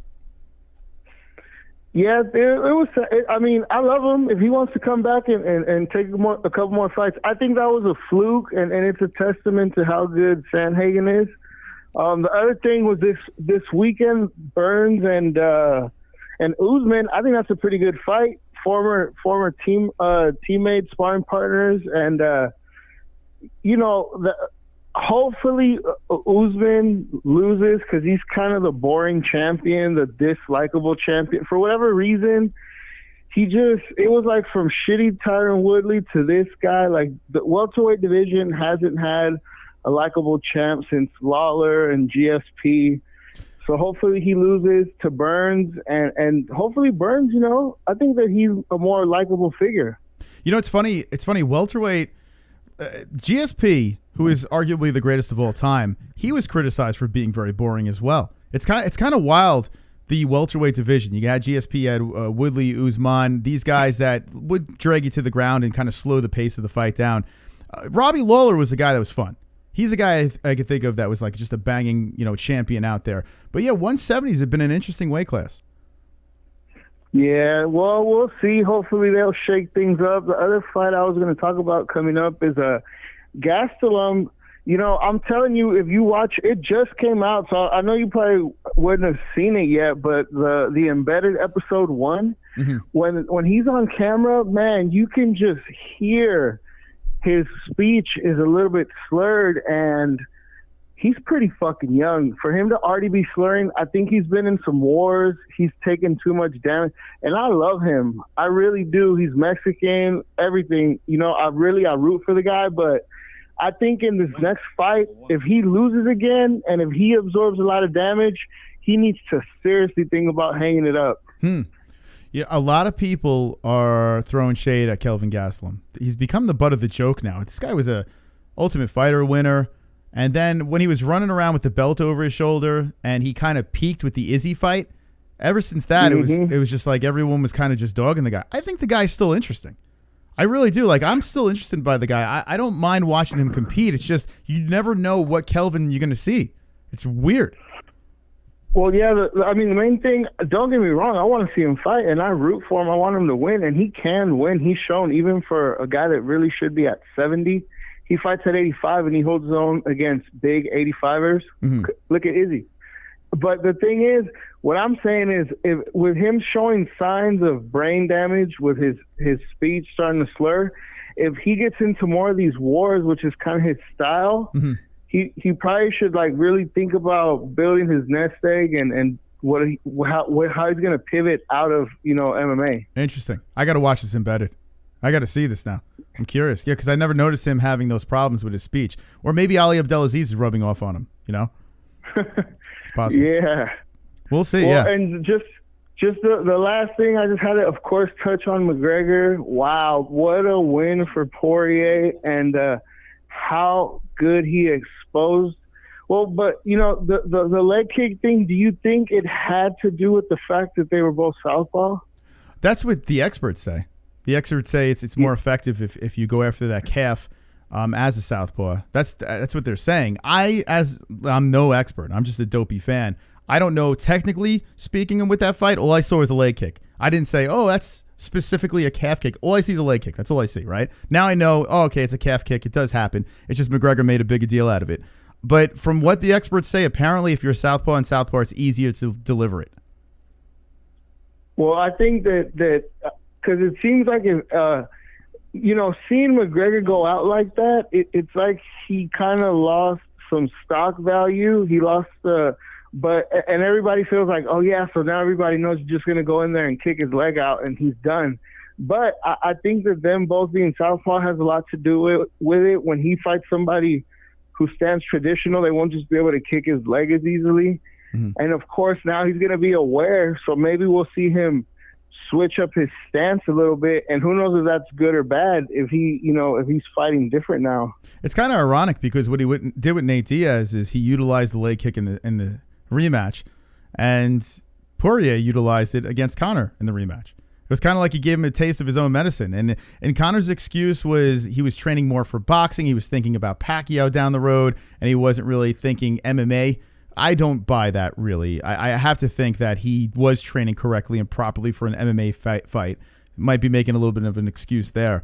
But it is going to be interesting to see how he adjusts in this situation here, Yeah, you're 100% right, but I think he's just saying that to protect his brand. Yeah. But this next fight is crucial. He needs to, I don't know if he should fight Poirier. I think that might be a bad matchup for him. But whatever his next fight, he has to win to protect the brand and be able to sell pay-per-views. If he loses 2 times in a row, and if he loses bad like this, he's done. He needs to retire and just sell whiskey. Yeah, I agree, man. It's getting to that point where it's like, how do you respect a guy, right? That's constantly going back out there and losing. Like, I mean, he's talking a big game, but you keep losing. Eventually, people are gonna be like jumping off that train. The thing with Conor McGregor is he's got this weird aura about him where he's a celebrity. And I think that's always going to be there with this guy. He's got this weird mystical celebrity status that he created, and there's always going to be people that are going to support him. So I think no matter what he does, even if he keeps losing, he's going to somehow find a way to have novelty fights and make money. The question is, how do you take him seriously as a top 155er by constantly taking L's. And it's a very risky fight, fighting a guy that literally destroyed him into the second round. You know, like, I mean, he looked good in the first. I thought he looked fairly decent. I think he won that round. But in the second round, getting completely finished by a man, you have to think, this is dangerous. It's not like he takes layups, you know? Yeah, I think so. Jesse, what do you think about McGregor's future? I mean, listen, I think if he brings back the, like I said in the beginning, the salty type of persona, I think it could give him a little bit of that extra encouragement, that extra push to kind of live up to those expectations. Because you have to remember, when you're talking shit, you don't want to talk shit and then make a fool of yourself inside the cage. So I think it's going to be a little bit more of a push for him, and as long as he can keep up the not Mr. Nice Guy, then I think he'll have quite a few fights this year, and he'll probably even carry it on to next year if I had to guess. Yeah, you know what? I like the edgy McGregor. I think the nice guy thing was cool just to see the other side of him, but we're paying for entertainment. We've already seen him, you know, put on the show, so why not? I think this next time, his whole reputation is riding on this next fight. Because I'm telling you, if he loses 2 times in a row, as far as fighting goes, he'll be done. He needs to pivot into coaching or something like that. But it all comes down to this next fight. I wish him the best. But either way, you know, financially he's set up, so now he's just fighting for legacy. But he's at a major crossroads. Very interesting to see what happens. Good checking in with you. MMA-Holes #1, baby. Thank you, Jose. It's Jose calling in. Yeah, Jose, very good caller. We haven't heard from him in a while, and I hope you're wonderful. Wonderful. It makes the fight even more interesting. You know, a lot on the line. Think about it. Conor McGregor loses this fight. This is the first time we go back-to-back losses. This is the first time that he's fighting a trilogy, right? Where he's won the rematch in fights, but this time he won the first one and lost the rematch, and now he's going into – this is uncharted water here. So it's a very fascinating fight. I know some people don't think he deserves it, but when you think about a 155 that's in limbo, I've said it a million times that Khabib's still hanging around up there. And not Khabib's fault, it's the UFC's fault, really. It's the fight that we need to see. A lot on the line, good story, 1-1, both got knockouts in their fights. Let's go. Let's do the trilogy and move on. 516-522-0267. All right, here we go. I lost the phone lines for a second. Give us a call and let's chat. Let's discuss Saturday's fights. You want to talk about Conor? No more Mr. Nice Guy. I'm looking forward. I want to see the shithead back. 281, you're live with the MMA-Holes. What's your name? What's on your mind? Hey there, this is Manny C, the voice of the people, the man missing from the song. Oh, yeah. The Call song. What I was going to tell you. Yeah, what's the story? Okay, so. I want to hear the story. So here's the story. So you were intended to be in the song. I actually clipped you, and we had you in the song. But wait. And this is a true story. Moss can attest to this. I actually know the real story. I actually do. He said that during the editing process, there were certain clips that ended up, what was it, corrupted? Okay, I'll tell yeah, she doesn't know the story. So the real story was this. We had Drunk Savage in there, but he was saying, this is Manny C. So it was literally, the clip was Drunk Savage saying, this is Manny C. Like saying he was you. So the joke would be kill 2 birds with 1 stone. We have Drunk Savage and Manny C. The file got corrupted, and I was like, where the fuck is it? I couldn't find it. So we put the song out, and you got lost in the shuffle. I am sorry, Manny C. You're telling me you could not find a clip after the hundreds of times that Manny C called? I call the show weekly. Yeah. Mustafa calls in one time. He calls in one time for like 2 seconds, and then says the most ridiculous stuff about Gracie Jiu-Jitsu by Nick Diaz and Khabib. It's an insult. I promise you, Manny, you were one of the first people we thought about when we were putting the song together. It just happened. Now you know where you stand in this community. Yeah. Mustafa, then Manny. Exactly. The running joke was that JBH forgets who I was, didn't recognize my voice. No, I had a clip. I really did have a clip. It just didn't work out as planned. I gotta be honest with you. Once it got corrupted and lost, I was like, all right, fuck it. I'm not gonna look for this thing. Like I wanted you in there, but it just didn't work out. Manny, I'm sorry. You got lost in the shuffle, but we still love you. I hear you. Well, I won't make it long, but quick. Better knockout, Corey Sandhagen, knee or Masvidal? All right, so yeah, immediately the Masvidal thing was thrown out there. I think, honestly, because of what was at stake in this fight, how quickly it happened, how he landed, and honestly, Frankie Edgar is a legend, and Ben Askren is Ben Askren. So I'm going with the Sandhagen knee all day. What about you, JBH? Better knee, Masvidal or Sandhagen? Yeah, I said it on Saturday night. I think the Sandhagen knee was better. I think it was just so perfectly timed, and it was just beautiful. Like, it fucking sucks to watch a legend like Frankie Edgar get knocked out like that. It was mortifying, but at the same time, it was just such a beautifully timed knee. And now he's like the #1 contender, you know? That's what I'm thinking. Like, Jorge Masvidal, it blasted him into superstar status. Yes, he got a lot of notoriety because of it and exposed to Ben Askren. But when you look at it, I mean, he beat Ben Askren. Like, the guy was going to shoot for a takedown. Jorge hit him with the knee. Like, that pretty much was supposed to happen. In this situation, Frankie was about to throw a punch and got greeted with a knee that was like a Scud missile. It was crazy. It was amazing. It was almost like a strike. It was so quick. It was out of nowhere. I mean, I think Frankie just kind of tucked his chin in, feinting, or I don't know if he was feinting a takedown or was actually going for it. And it was amazing. That's amazing. I would go with the Sandhagen as well. Okay. Another, I guess, random topic. I didn't know Rory McDonald got cut by Bellator. Did he really? I didn't know that either. Wow. Yeah, he signed with PFL. Oh shit! I did see that last year. I did. Yes, I did see that he signed with PFL. That's right. I just saw the. I literally was looking at their roster and it just didn't dawn upon me to talk about it. I like him in you know what? I like PFL a lot. It's interesting. Better than Bellator? So the only reason why I like Bellator is because we have friends that fight there. But I have to be honest with you, if we didn't have people that were like on the show or just mutual, acquaintances and people we talk to, I don't know if I would like it as much, to be honest. I think I like it more because of doing this show and meeting the fighters and learning about them and rooting for them.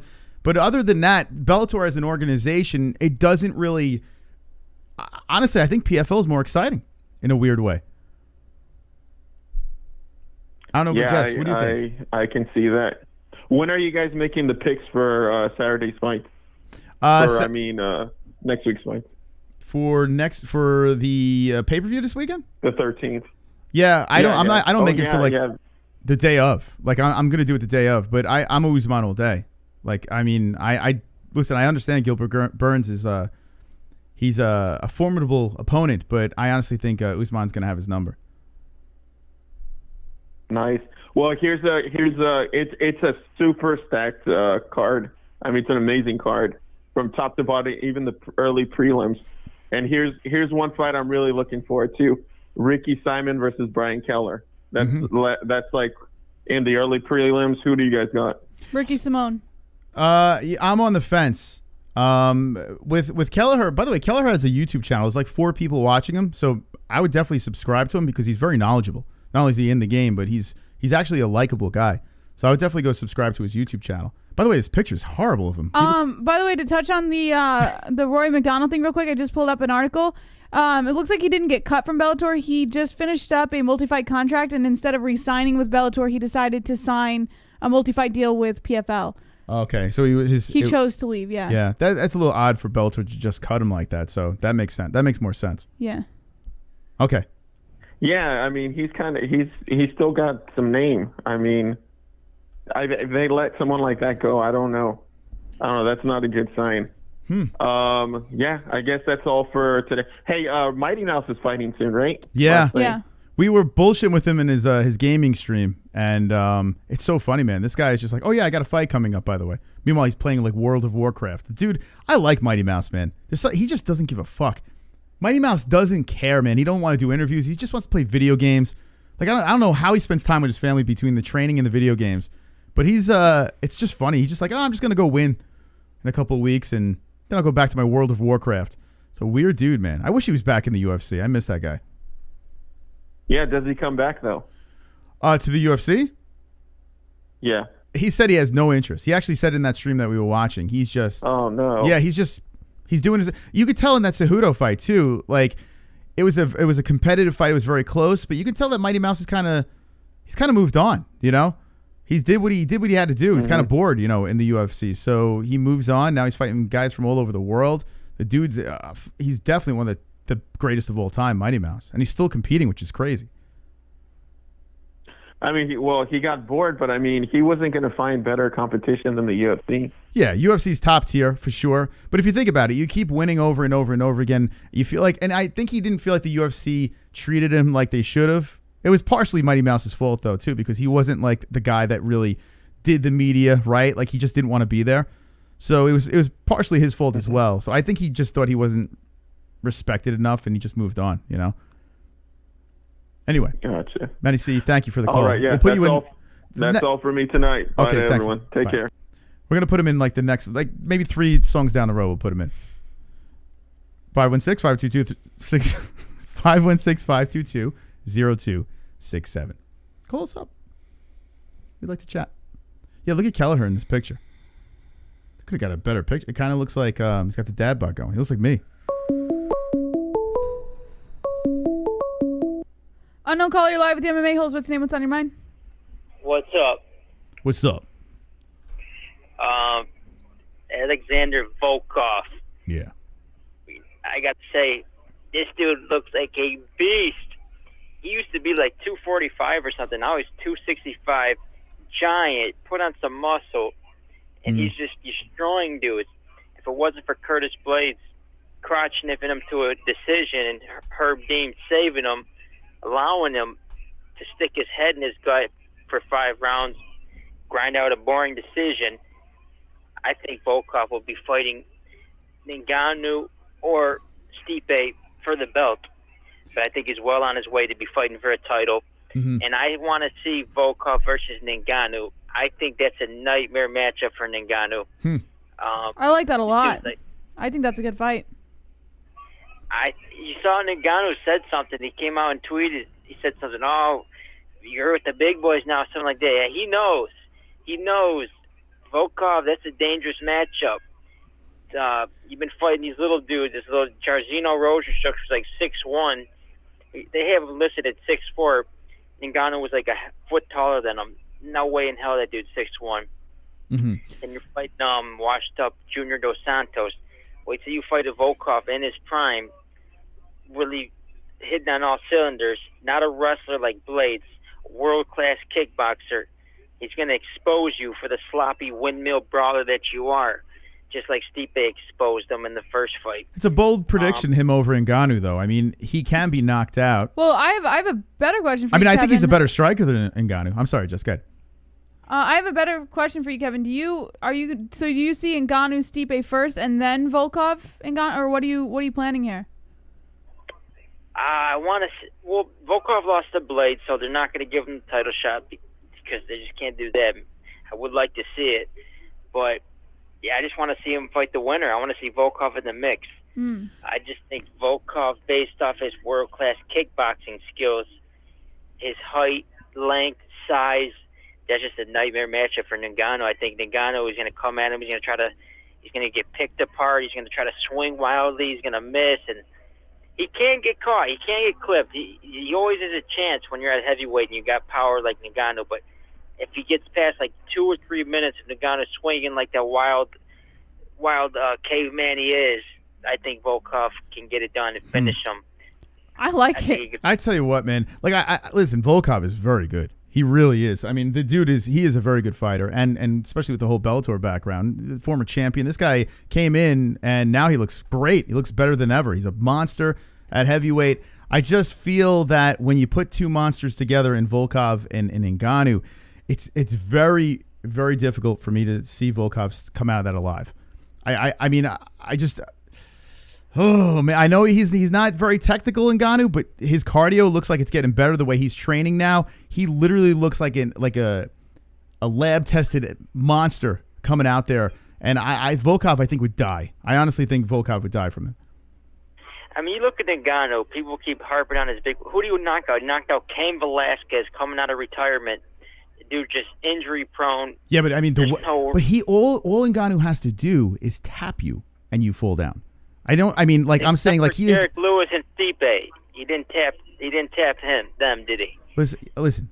Ngannou, all he's got to do is tap you, and he did. Listen, Stipe's got a chin. Stipe weathered the storm in the first round. Stipe is a top tier, probably the best heavyweight of all time. He is the best heavyweight of all time. So Stipe's on another level. But when you remove Stipe from the mix, Ngannou, I mean, to have the ability that to tap someone and kill them, the way Ngannou has, I mean, it's tough to pick against the man. No? Come on, dude. Look at who he's knocked out. I mean, just look at who's not. Alistair Overeem, who's been knocked out 30 times. Junior Dos Santos, who's just been brutalized in so many fights. And then Cain Velasquez. And then his other one was just Jairzinho Rozenstruik. Rozenstruik's who we don't even know much about him. He's got like 2 or 3 fights in the UFC. So people they're so riding high. This is the same exact thing that happened in the right before the Stipe fight. They're all, oh my gosh, Ngannou, he's the best. Look at him, knockout power. And then he got dominated for 5 rounds, 50-44. But isn't Rozenstruik like a world-class kickboxer? He's a little guy. He's like 6'1". So because you're saying because he's not tall enough? He's a little heavyweight, and I don't know much about his kickboxing background, but he ain't no Volkov, that's for sure. I look at it like this. You could be the best striker in the world, but when you're locked in a cage with a train, like a train going full force at you, there's nothing you can do but to just try to stay alive. And Volkov, when he gets pushed back, and you got a guy like in Volkov, I mean, he got knocked out by Lewis, but Lewis got the most knockouts in heavyweight history, so the guy's got heavy hands. But I mean, Lewis is pretty sloppy, no? You don't think like Lewis is a little sloppy out there? And yeah, you could say he got clipped. I mean, that was just a brain fart. That was just a complete brain fart. He was dominating that fight. He let him off the hook. He stepped in with the knee with like 10 seconds left.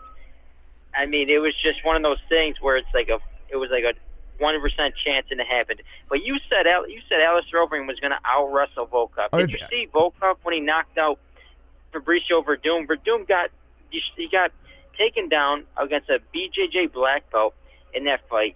He got ground and pounded. He survived. He weathered the storm, and he came back and knocked him out. And you said Alistair Overeem was going to do that. He had to. He had no choice to do that. But his nose broke in the fucking first round, and he couldn't recover from it. He got destroyed. He didn't have a shot against Volkov. So how many times did you break your nose in your life? What are you saying? You're saying that what I'm saying Alistair Overeem lost the fight because he broke his nose? Listen, what I'm saying is this. I'm not making excuses here, but he looked like he was just not himself. And now we find out that his nose is broken, he's pushed into his skull. All right? That's what happens, yeah. So the game plan goes right out the window. When you don't think about it, the game plan's out the window now. The guy is like, he was literally covering his face, and I was trying to figure out what is he doing here. He's literally just covering his face. That's what happens, Moss. You get punched in the face, and shit changes. How do you execute a game plan when your face is pushed inside out? Where's the game plan go? That was Volkov's game plan. I'm going to punch this dude, and then he's going to change his ways, and it's going to be a different fight after I connect on him a couple of times because he's got a glass chin. Well, he broke his nose, so it was different. All right, anyways. Yeah, it is what it is. He won. He looks great, but let's be honest here. You pick Volkov, I pick Ngannou, we move on, right? Frankie Edgar, Frank the Tank. What's his game plan? He coming forward like that. Remember, he did the same thing against Brian Ortega. He's coming forward, rushing in, and he got clipped and knocked out. Same thing. That's not your style, Frankie. You're a stick and move, fighting on the back foot, footwork, this and that. You're not coming forward like a caged animal. That's not your style. And freaking he saw Aljamain Sterling do that against Sandhagen. He tried to copy it, but that's not who he is. Terrible game plan. He should have been fighting on the back foot. And time a takedown when Sandhagen was coming forward, not just come rushing in. Well, you know what it reminded me of? It reminded me of how Chandler fought Hooker. Like he just relentless, just went after him and went for the kill. It kind of reminded me of the same thing. You're fighting a taller guy that's quick, could finish you in many different ways. Put him back. I think that's what Frankie was doing there. He tried to catch him off guard and try to move him backwards. And you got to give credit to Sandhagen. I mean, that was timed so perfectly. You couldn't time it any better. Yeah, it was timed perfectly. Michael Chandler, that's his style. He's always been a come forward style. Yeah. Frankie Edgar, that's not his style. You look at he's got the most time in the octagon. Why? Because he fights off the back foot. He's sticking and moving. But wouldn't you think it's hard for me to criticize the game plan here when if he sticks with whatever he's done in the past? Don't you think Corey Sandhagen is trained for that? So now he tries to do something a little different to catch Corey off guard. It's really not Frankie's fault there. He tried to be a little aggressive. He got caught. You move on. No, I mean, I just think it was a smart game plan. I think he saw what Aljamain Sterling did. He came forward and pressured right away, tried to force the action. Maybe he's probably trying to get a takedown, out wrestle him. Okay. But it was just sloppy the way he came in, bum rushing like that, easily timed. Just his hands were down. It was just so bad to see Frankie Edgar to go out like that. I was disappointed, but what are you gonna do? Okay. What else is there to talk about? Conor McNuggets? Yeah, what do you got? You got to make it quick, though, man. It's been 9 minutes. Con Dog McNuggets. Yes. I'm going to say this. All right. There we go. We should put that in the phone call. I had that in originally. I did have the fart noise. Yeah, because he always does that. Yeah, that's all he had to say about It's like Conor. signature Kevin outro. I like the thing is I like arguing with Kevin. It's fun. It is interesting because it's good to have a difference in opinion. The thing is, like, if Frankie Edgar has something that works, right, and maybe he wants to switch it up to kind of surprise his opponent here and try to be aggressive on Corey Sandhagen, I can't really kill the guy because he tried to go in there for the kill. I don't really think he was reckless. I think in that situation, I mean, he literally ducked and went for the right, and Sandhagen just timed it so beautifully. I think in this situation, we have to give more credit to Corey Sandhagen rather than say Frankie made the mistake. I don't see the mistake. I see Corey Sandhagen just literally waiting for the right opportunity and putting it in play. Beautiful job by Corey Sandhagen. And Frankie Edgar says he's going to come back, so we'll see what happens. 516-522-0267. All right. Beautiful stuff here. Oh, actually, I'm sorry, guys. Let's play these. I apologize. We got a little caught up here. Wonderful. I'm sorry about it. We'll leave them on. This man just said he is the man of the people. Everyone knows Chrome is the man of the people. There is only one people's champ, and that is I. That's Chrome talking about Manny C. Thank you, Chrome. Appreciate that. Uncle Chrome coming in. Let's get the donations back in. Sorry about that. Wonderful. Kevin from Chicago makes me want to commit suicide when he calls. I got a poem for him. Kevin from Chicago, gin made from the finest china. Cover your skirt, little boy, I can see your mangina. I love it. It's such a nice ring to the rhyme. Super chat. Conor McGregor versus Israel Adesanya. What do you think, Jess? Who would win that fight? Israel, no doubt. That's not even a question. In fact, I don't know why you would put that together because Israel's a middleweight. But what do you mean? I mean, it's competitive. That'd be very competitive. If you were stylistically trying to match it up, I would very say close fight. Nail button. I would say Adesanya. I mean, there's not even a question in my mind. It's wild, man. When we were talking about Kelvin Gastelum before, it's really wild what Kelvin did to Izzy. What Kelvin we can see this weekend. It's nuts, man. Wonderful. Crazy HD vids. Volkov has evolved. He went from winning decisions over Greg Hardy to KOing Harris and Overeem easy. Neither Overeem or Harris could even touch him. I think the only guy that has a chance on the feet would be Errol Garnay. Francis does have power to overtake. Oh, Francis does have power though, but says Crazy. Thank you, guys. Appreciate the donations. I just thought of something right now, too. Kevin was going on about, Volkov being real deal. And I think Volkov is even before the UFC, Volkov was awesome. Like, really, really good. It seemed like he had to, get a little comfy in the octagon. Now he looks comfortable.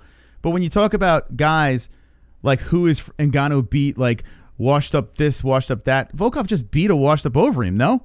So, I don't understand. Like, it's always... A lot of people do this. A lot of people, when it's convenient for them, all Use the fighters... the washed up excuse. Yeah, all the fighters are washed up that they fought. And then this situation here, Volkov just fought Overeem, which some people are saying is washed up. It just doesn't make any sense. Haven't you done it before too, though? That's what I'm saying. MMA fans are very fickle, but I'm just bringing it up. You know what I'm saying? Yeah. I'm noticing this, sitting back and watching people's arguments. It's so hypocritical. But you got to love it. You got to love the passion, man. We love this sport.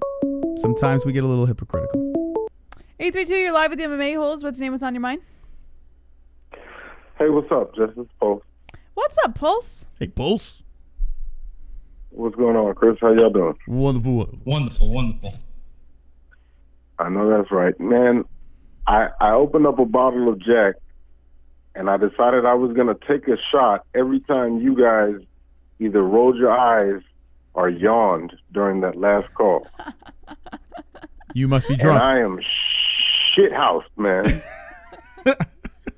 Isn't it shit-faced? He's shit-housed, man. I've heard it both ways. I've heard shit-wrecked. I've heard, a few different variations. But Gotcha. what I wanted to say was Conor McGregor, he's going to turn back into his old self. You know why? Why? Because Dustin's not going to grant him that third fight, which is going to lead to McGregor calling him some choice words and then turning back into the old him. Because if you think about it, there's no incentive for Dustin to take that fight. Mm-hmm. Besides he's already money. gotten his nuts. Huh? Just money, really. Yeah, you're right. It's just money. It doesn't make sense. Well, from what I've heard, he's already next in line. If Khabib does retire, they're gonna make a match for the full belt, and it's gonna be him and Gaethje. Well, there is an incentive. I mean, if we think about it, right? Conor knocked out Dustin in the first fight. Dustin knocked out Conor in the second fight. So I suppose there is an incentive there because there are a bunch of excuses floating around for Conor, right? Everyone's saying he was inactive, he was playing the nice guy, his family distracted him, he was this, he was that. So there's a lot of reasons for why Conor probably lost that fight. And I think for Dustin the incentive would be, okay, you want to give Conor a bunch of excuses? Let me prove it again that I'm better than Conor. I think that would be the incentive. Yeah, I think there's a competitive reason for the rematch. And if you notice, when he did defeat Conor in the second competition, Dustin put two fingers up and said 1-1. Like, that was literally like the first thing that jumped into his head. He gave his respect to Conor laying on the mat, and he said 1-1 to him. So, yeah, there's a competitive thing there. And think about this, the amount of money that Conor dumped to his charity. Just, I think Dustin Poirier has a little bit of loyalty to him now. He's basically like, you know what? This man did not have to do this. He's so grateful for it. Not only will I make a lot of money in a trilogy fight, but let me give this man the respect. I mean, he did not have to dump that much money in his direction. So I think Dustin's just a good dude, Yeah, I hear that, but I'll tell you what, if he passes up a title shot for a third fight with McGregor, then he's the stupidest person on earth. It's risky for Dustin. It's risky for Dustin. I mean, like what you're saying is correct. Yeah, that's what I'm saying. What if he loses? Then Conor wins. There's not going to be. He doesn't have enough pool to have a fourth fight. So basically, it's like if Conor wins, and especially if Conor knocks him out, it pretty much erases everything that happened in this last fight. I think with Poirier, now he's 2 up. Yeah, I think with Poirier is he's already at peace with himself right now. He won that interim strap. He got his revenge on Conor McGregor. In dramatic fashion. He's happy at home. He's got this charity. I don't think the gold strap means as much as it used to Poirier. That's what I get from watching his interviews and his post-fight press conference. So this is a different Dustin. This is not that hungry, I need to be champ and stay up top and be the king. This is money's nice. I got my redemption. I got the respect I deserve. Whatever comes. I think that's the Dustin we're seeing right now. You might be right, but if that's the case, then he should get out of the sport because it's like, what else are you doing it for? If you just, he's not been successful enough to claim he wants to be a prize fighter now. Well, Conor can go out there. Conor can go out and fight Manny Pacquiao for $100 million. Yeah. Dustin can't. So listen, they all got humiliated by Khabib. So as long as Khabib is kind of floating around up there, there's really no chance for any of these guys. So now let's make some money. Let's put our stamp on this sport, and they're doing whatever they can. A trilogy is a mega fight. It could be one of the biggest pay-per-views of all time if they run it back a third time. So I get why he's doing it, and I get like what you're saying, how it's dangerous. It is dangerous. It is dangerous. Okay, and quickly, one last thing. I just had a bone to pick with one of the topics y'all were talking about earlier. Masvidal, that knee to Askren's forehead, that was a flawless victory in real life. That was the best thing. That's the greatest knockout in the history of combat sports. I don't know how people don't see it. I don't know about the greatest knockout. in combat sports, but it was definitely a fantastic knockout for sure. Do you remember that? If you remember that Ben Askren, I mean, he's the butt of jokes now, but before that fight, he was an undefeated fighter, and if he had won that fight, he was most likely going to be fighting for the belt next. Mm-hmm. Well, okay. So that's how. We can definitely throw an argument out there, right? And everyone has a good reason for both of those knockouts being the best flying knee of all time. I mean, you got the Yoel Romero flying knee. You got there's a lot of knees that you can throw in the mix. What was it, Moraes over Aljo, right? Sterling, yeah. Yeah, that was a fantastic. There's so many good flying knees. That wasn't a flying knee. That was like Sterling was dived. a shin, right? Sterling dived into his shin. Yeah, it was a shin. Yeah, so that doesn't even count as the kneecap. But the Romero one on Weidman, my goodness, that was. I mean, he literally broke his face in half. There's a lot of good ones you could talk about. This one to me is interesting because I mean, literally number one contender against a guy who is, I mean, Frankie's 39 years old, but he's a legend and he's still successful, you know? So I think to beat a man like that so quickly in a fight, I mean, Ben Askren, Frankie Edgar, it's not even close. I mean, I can't say anything bad about Frankie. He's a legend for sure, but like you said, at 39 years old, at this weight class, I mean, he's got to be, and like you said, he can't. He's been in wars, so he can't take the punishment that he used to. It was a great knee by Sandhagen, but I don't think it was as impactful as Masvidal's. To me, that took over Barbosa wheel kick over Terry Edom as the greatest highlight in the UFC. That's my opinion. Okay, hold on a second. Wonderful. We have Ryan coming in. The ship has sailed for Khabib versus Conor too. But is Conor versus Khamzat possible? What? I would love to see that. No. The trash talk would be amazing. Yeah, that's not happening. I don't see those stars lining up at all. But thank you, Ryan. Appreciate that, man. We got another one coming in here, Pulse. Yeah, okay, go ahead. Wonderful. This is Uncle Chrome. Pulse took a drink and got his legs back. Is that true? Yeah. I might have had some Red Bull. I think I grew wings. But no, I just wanted to say, I mean, you gotta just think about the beginning of that fight when him and Askren are talking shit to each other. You know, he's probably mapping it out, the path he's gonna take, and he plays it off so cool. He takes 2 leisurely steps to the right and then goes into a full sprint. You know, you can plan things however you want, but it doesn't always go that way. Yeah. You know, and it's like for him to pull that off, to pull off what he wanted to do in that moment, because it's like it's either going to hit or it's not. If it misses, then maybe he rolls over Ben's shoulder, and you know, who knows what happens. Maybe he loses that fight. Well, let me ask you this. Let me ask you this. That was a great game plan. It was a fantastic knockout. The way he executed it was perfect, and I mean, you could even say the same for Sandhagen. The way he timed it was executed perfectly. However, so are you telling me that you were more enticed and shocked and excited by seeing Ben Askren get knocked out than you were by seeing Frankie Edgar get knocked out? We were all very excited, though. Yes, but that's not what I'm asking.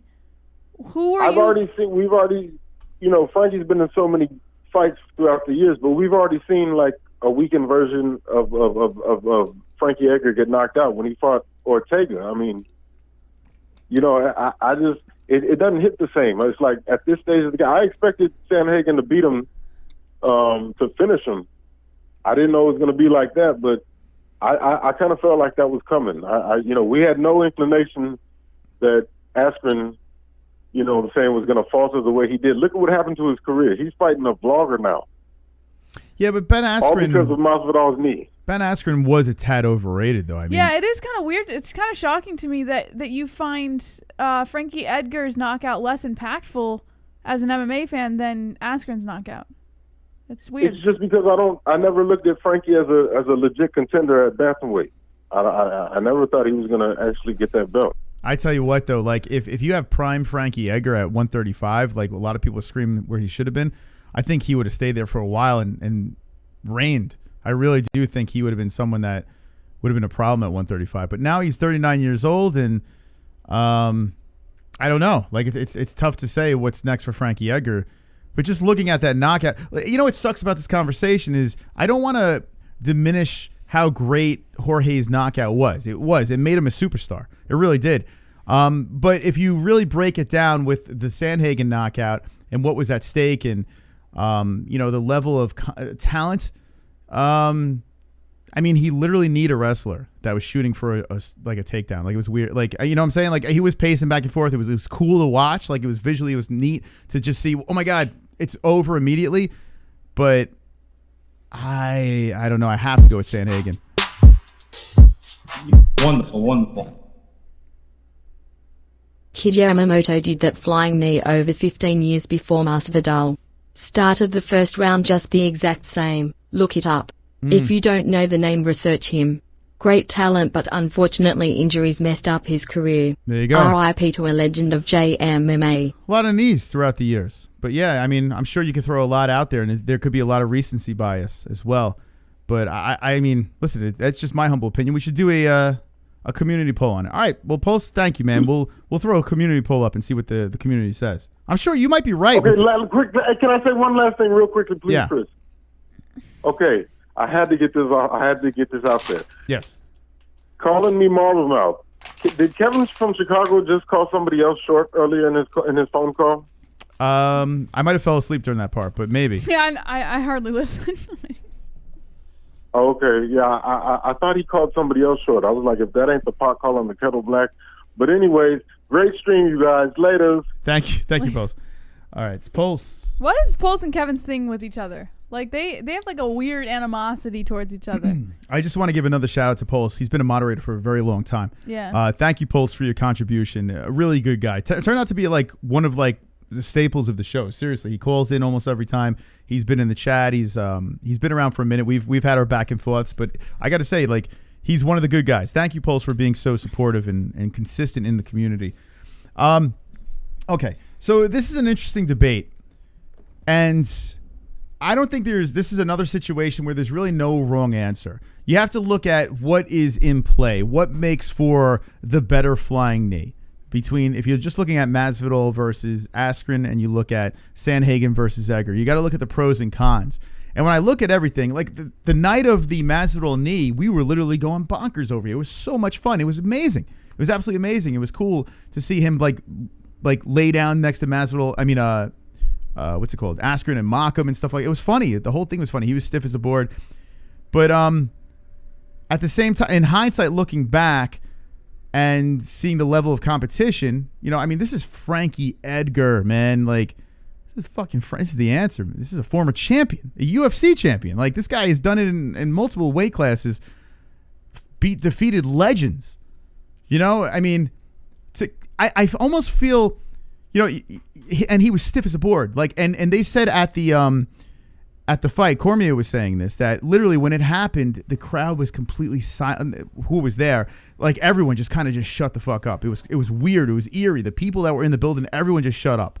It was like the air was lifted from the building. Another thing too, you notice there wasn't many memes out there. The dude was stiff. There's a lot of respect for a guy like Frankie Edgar. So I think when you look at that, you look how beautiful it was for Corey Sandhagen to slickly throw it in there when Frankie was coming in.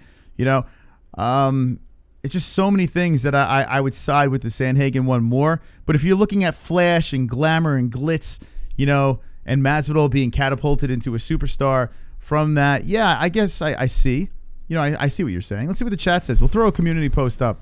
And the 16 minutes left, maybe we'll just ask you guys in those calls what you think. But, I mean, I don't know. I side with the Sandhagen one. Maybe Sandhagen's not as exciting as a fighter. You guys like the swag of Masvidal. Maybe you guys think he's sexier. I don't know what it is. Maybe Sandhagen's not as fuckable. Who knows? I think we expect fireworks from Masvidal, but Sandhagen was just shocking. I mean, yeah, a couple of fights ago, he gets choked out. Next thing you know, he fucking rocks on a Mirage and then does this back to back. Wonderful. Dude, smooth. If anyone thinks Khabib will be stripped anytime soon, get over it.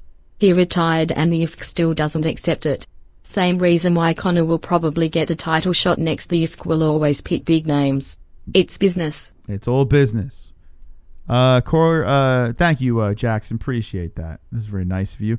I see the Gold Caps. I think he's on the side of the Masvidal says storyline, bro. If you think the storyline is more interesting with Masvidal and Askren, I mean, it was just a little shit talk. I think the storyline's bigger here. You got Sandhagen, who bounced back from that Aljo thing. The dude is now the number 1 contender. He beat a legend, you know? And now, did you watch the post-fight interview? The dude's, he's got a chip on his shoulder. I mean, I think the storyline's there. This guy could be a champ for a while. I don't see no fucking belt around Masvidal besides a BMF. You got such a cute face. I know. No, you're lying. But I love you. Here we go! 150 thumbs. We got 150 thumbs! Don't care. 150 thumbs. Fly air like you don't care. 150 thumbs in the air like you don't care. Open up your bra, show your tits 7%, yeah. MMA show with the holes and the mohawk hair. JBH with the news you really can't compare. Throw your thumbs in the air. Throw your thumbs in the air. 150 thumbs in the air like you don't care. 150 thumbs in the air like you don't care. 150 thumbs in the air like you don't care. 150 thumbs in the air like you don't care. 150 thumbs in the air like you don't care. 150 thumbs in the air like you don't care. I just felt this gun. The dislikes can listen hit to my Tyron arm. Woodley It was a rap. powerful thumb pump. Can you put on the community section better flying knee? Yeah. Masvidal, Askren. Listen, Masvidal's got this weird-ass cult following now. It's wild, man. I've told the story a ton of times. Right before he fought Damian Maia, Premier FC, I got to meet him. We did an interview. Very nice guy, Jorge Masvidal. I'm happy for the man for all the success he has. Not a single soul in that room gave a fuck that he was there. And the guy was a beast. The guy was like in street fighting, kicking ass. He was in the UFC. He's about to fight Damian Maia. And Damian Maia, if he beat Damian Maia, he's right in the picture for a belt at the time. And no one cared about Jorge Masvidal. Beats Darren Till, beats Ben Askren, and now he's a fucking megastar. Everyone loves the guy. It's amazing what he did, but it's wild. Like, where was everyone like so high on Jorge back then? It was nuts. But credit to Jorge for getting it done and being incredibly popular. Jesse's putting on the community section a poll. I'm really curious to see what you guys say. I have a feeling you're probably going to go with the Masvidal thing. I'm thinking that it's got more pizzazz for, I don't know. I don't know how to explain it, but I'm just thinking if I really think about it, I like the Sandhagen one a little bit better. We'll see what you guys say. Curious. All right, 516-522-0267. Let's open those lines back up. Thank you for the likes, guys and gals. And thank you, NH, for posting that picture. We'll repost that thing as well. It's going to be interesting. I'm going to refresh this. Knitter. Hello, Chris and Jesse. Hi, Ann. How you doing? Oh, wonderful. Wonderful. All right, Ann. Looking good in the shirt. Looking sexy. Yeah, what can I say? And thank you for... Yeah, so thank you for supporting us. We appreciate it, and rocking the gear and swag. We really appreciate that. You're welcome. No problem. So, Ann, what's on your mind? Hey, you're talking about like for the knee and stuff. I thought the Edgar one, that was pretty devastating. I just kind of like my jaw dropped. I didn't like seeing that. But, yeah. I think that was more better of a knee. I liked them both, but I think that was more devastating. Yeah, I mean, the way Frankie looked there, it legit looked like he died, man. It's crazy. I mean, both Askren as well. I know. But Frankie, man. I was like, holy shit. I was like, come on. Is he dead? It was crazy. The way he went down. I mean, it's like, boom, stiff as a board.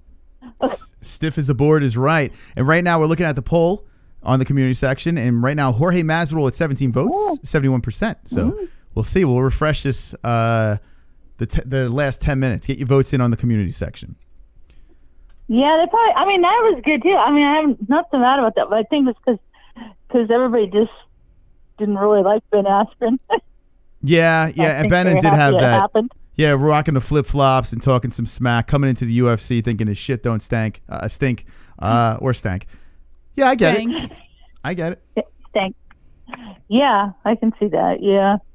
Well, there's always been a lot of great knockouts in UFC, but man, those knees especially, man, those were always devastating to see.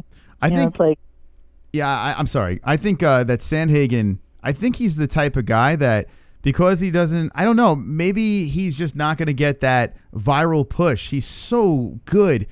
But I think I don't know if people are going to latch on to the guy. Maybe he's not fun on the mic, or I thought the post fight was great. Had the confidence, and he wants that rematch with Aljo, and it's kind of cool, man. He's got a little swag to him, but he doesn't have the swag like a guy like Masvidal has. He's not cool. And I think sometimes, like you said, it's just like, I think it just depends on a fighter. I mean, there's nothing wrong with Dustin Poirier.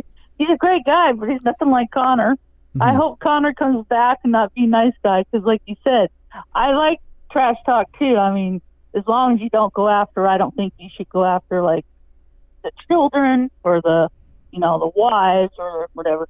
Yeah, I don't think you should do that. But the trash talking, I think it's fun. But I think sometimes some of them just don't, I don't know, promote themselves good enough, and it just like they don't get behind them as much, and then UFC gets behind somebody, and then they turn out to be, well, not so good. Bantamweight is a spicy weight class. This is the most fun bantamweight's been for me. I enjoy it thoroughly. I enjoy every weight class right now. I think the UFC, like when it comes to the actual champions, I've had my criticism about them on the mic, but when you look at these weight classes and the top tier guys, it's really fun. It really is exciting to see these matchups coming up this year. Yep, that's gonna be fun. What are you watching, Mike? What do you want? I'm trying to talk. Stop that. What's going on? Oh, get a little frisky? Oh, no, he was just showing me something. It was fine. His dick. I concentrate on one thing. I'm old. Does he got the trouser snake out? What's going on here? Yeah, my mind goes easily. Well, I would be too if I saw that big hog hanging around, out of the pants like that. I know what he's doing. He's doing the helicopter dick. I get it, Ann. Just say it. Oh yeah, the helicopter. Yeah, the helicopter. Yep. Yeah. God, that was a long time ago, Mom. Doing that right now, Ann. Got it right now. I got my pants off. I'm helicopter dicking. Ooh, yeah. Let it go. Whoa, I'm flying away. Yeah, baby. All right, Ann, come on. Cut it out. What else do you have on your mind? Connor, I got it. I can't wait. That's going to be a good fight. I'd like to see, the third fight. Definitely. And people say they don't want to see that they're being silly. Yeah, silly. And tell them what's going on here. That's right. Connor, definitely. Come on. We all want Connor. Love him or hate him. Wonderful. Hold on a second. We got Uncle Chrome coming in. It's Nigger History Month. Only niggers should be allowed to call in. Only niggers should be talked about. Happy Nigger Month. Well, Ann, we have to get you off the phone. You're not black enough to be on the phone lines right now.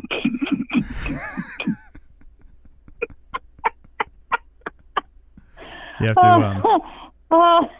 We need Pulse to call back. Oh my God! If we was to put something like that, we'd get in so much trouble. Anyway, all right, Ann.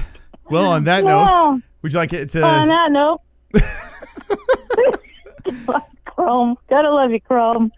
Oh my God. Yeah. Anyway, love you, Chris. Love you, Jesse. We love you too. Love you all, MMA-Holes. Happy Black History Month. Kevin. All right, thank you. That's NH. 516-522-0267. Black History Month, friends. Shout out to the black part of our community in the chat. Shout out to the swole, sexy brothers and sisters. All wonderful, wonderful people. Wonderful. It's MMA-Hole History Month. We should have one of those, Jesse. What month would be the best month for MMA-Hole history? Would that be August when we were created? Maybe August. Wow. Whoa. Okay, hold on. Let's take some quick calls. Here we go. 405. You're live with the MMA-Holes. What's your name? What's on your mind? I just called to say I love you. That's all I called for. 516-522-0267. I just called to say how much I cared. That was Chrome, right? I think. That was Chrome. So he drops the N-word, and then he called to say he loved us. All right, we're going to do rapid-fire calls. 5 minutes left. Call in, get your point out, and get the fook out of here. 424, you're live with the MMA-Holes. What's your name? What's on your mind? Hey, hello. I was just calling to ask you guys a question on the women's division. I hear you guys talking a lot about the male division. Do you got any, you know, with the strawweight division, you know, you got Weili and, you know, what's going on with her. And I just wanted to ask you guys, who do you guys feel should be her next fight? You know, people are saying it should be Namajunas, but personally, I wouldn't mind seeing a Joanna a rematch. So I just wanted to get your guys' take on that. I want to be selfish. I want Shevchenko versus. If you see a Joanna rematch, I mean, CTE 101. That's a great fight, though. I mean, think about it. It was fight of the year. Watch that, run that back. I'd be cool You with really it. want to see that again? That was brutal. Wait, you wouldn't want to watch that again? It's gonna end the same way. Her head's gonna be a fucking balloon. Yeah, but JJ had her moments in that fight. I mean, she did. She did. I mean, poor JJ took two. Like, what? How long did it take for her to recover fully? I want to see it. I would see it. I'm cool with you, man. Oh man, that poor girl. She got fucked up. Yes. It's just like, you know, I see you guys. You guys are talking a lot about the male divisions, and there's a lot of great fights that are in those divisions. You know, with lightweight, bantamweight. You sound sassy, my friend. Female divisions. Yeah. I feel that it's just been not ignored, but maybe just let out. You know, not a lot of a talk on them, but I feel like Weili and Joanna a second fight. I'm down for that. Hell yeah, man. That's a good fight. Has anyone told you you sound a little bit like Demetrius Johnson? No. Wow, you do actually sound like him. You sound a lot like Demetrius Johnson. Wow, Demetrius Johnson. Wow, you never got that before, huh? No. I don't think so. Can we pretend you're Demetrius Johnson right now, and just because he won't come on the show? So can we pretend you're him? I mean, I think he's personally, I think he's considered you know, the best MMA fighter of all time. Mm-hmm. That's just me. A lot of people give me a lot of people disagree with me, but I really think so. I just think the skill that he has is just on another level. But bro, you sound just like him. He sounds just like you. Demetrius Legit Johnson. like now that I'm listening to you, you sound just like him. Let's just pretend you're him. One more question before I go, because I see these guys that are on with you guys are being taking a little while, so I just wanted to ask one more question. Yes, DJ. What do you guys? How do you feel on a cross promotion fight? A cross promotion. Well, listen, I would love to see you back in the UFC fight in honor of one championship, Demetrius. Okay. I mean, but do you guys support it? Do you agree with it, or do you think that's just a risky move on the UFC or these other organizations that are? I personally think that it would be a misplay for the UFC not to capitalize on something like that. Honestly, like, and we've seen it before. If cross promotions can sometimes be some of the most valuable partnerships, and sometimes we see organizations get a little selfish and they don't want to do that. And I can understand why, especially with competition and stuff. But in my opinion, I think it'd be a valuable move, cross promotion. It would be cool to see, but I understand why the UFC's not doing it. They don't care. They're the big dog, right? So they don't care. I would love to see, you know, back in the day what they were doing, you know, like with the whole pride thing and whatever. Just let's go for it. I think it would be so much fun for the fans. How about Cyborg versus Nunes again? Like run that fight back. I'm dying to see that rematch. Or how about Demetrius Johnson fight? What's his name? Henry Cejudo. You know, because he won the last fight, but the UFC did you dirty. I agree with that too as well. But that's all the questions I have for you guys. I really like your guys' stream. This is sending love from the West Coast. Thank you. In California. So you guys are awesome. Thank you, my friend. Appreciate it. That's DJ. Thanks, Mighty Mouse. Should sound just like him, right? That's what I was saying. Like, it's like even the laugh is very similar. That'd be cool if it was him, but I don't know. Maybe that was like, I don't know. 516-522-0267. What do you think? Do you think that was DJ? You think he was trolling us? Nice guy, whoever it is. Let's get some more calls in over here.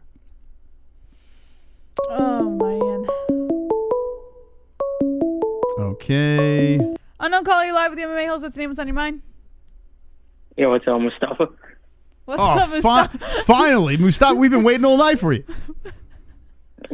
Well, I had to do some things before, so I'm glad I can call now. I was just wondering if my connection is better. Isn't it choppy? It sounds fantastic right now. Okay, I switch it because I was using like a burner phone because I don't want to get charged long distance. Yeah. That's right. You're calling in from Canada, right? Yeah. So I was listening to a Chicago guy trying to say Ngannou has no knockout power, but he conveniently leaves out his Curtis Blades knockout. Like, what excuse does he have for his? That he can't argue Blades was washed, and we saw what Blades did to Volkov. I agree. I agree with whatever you say, Mustafa. I'm with you.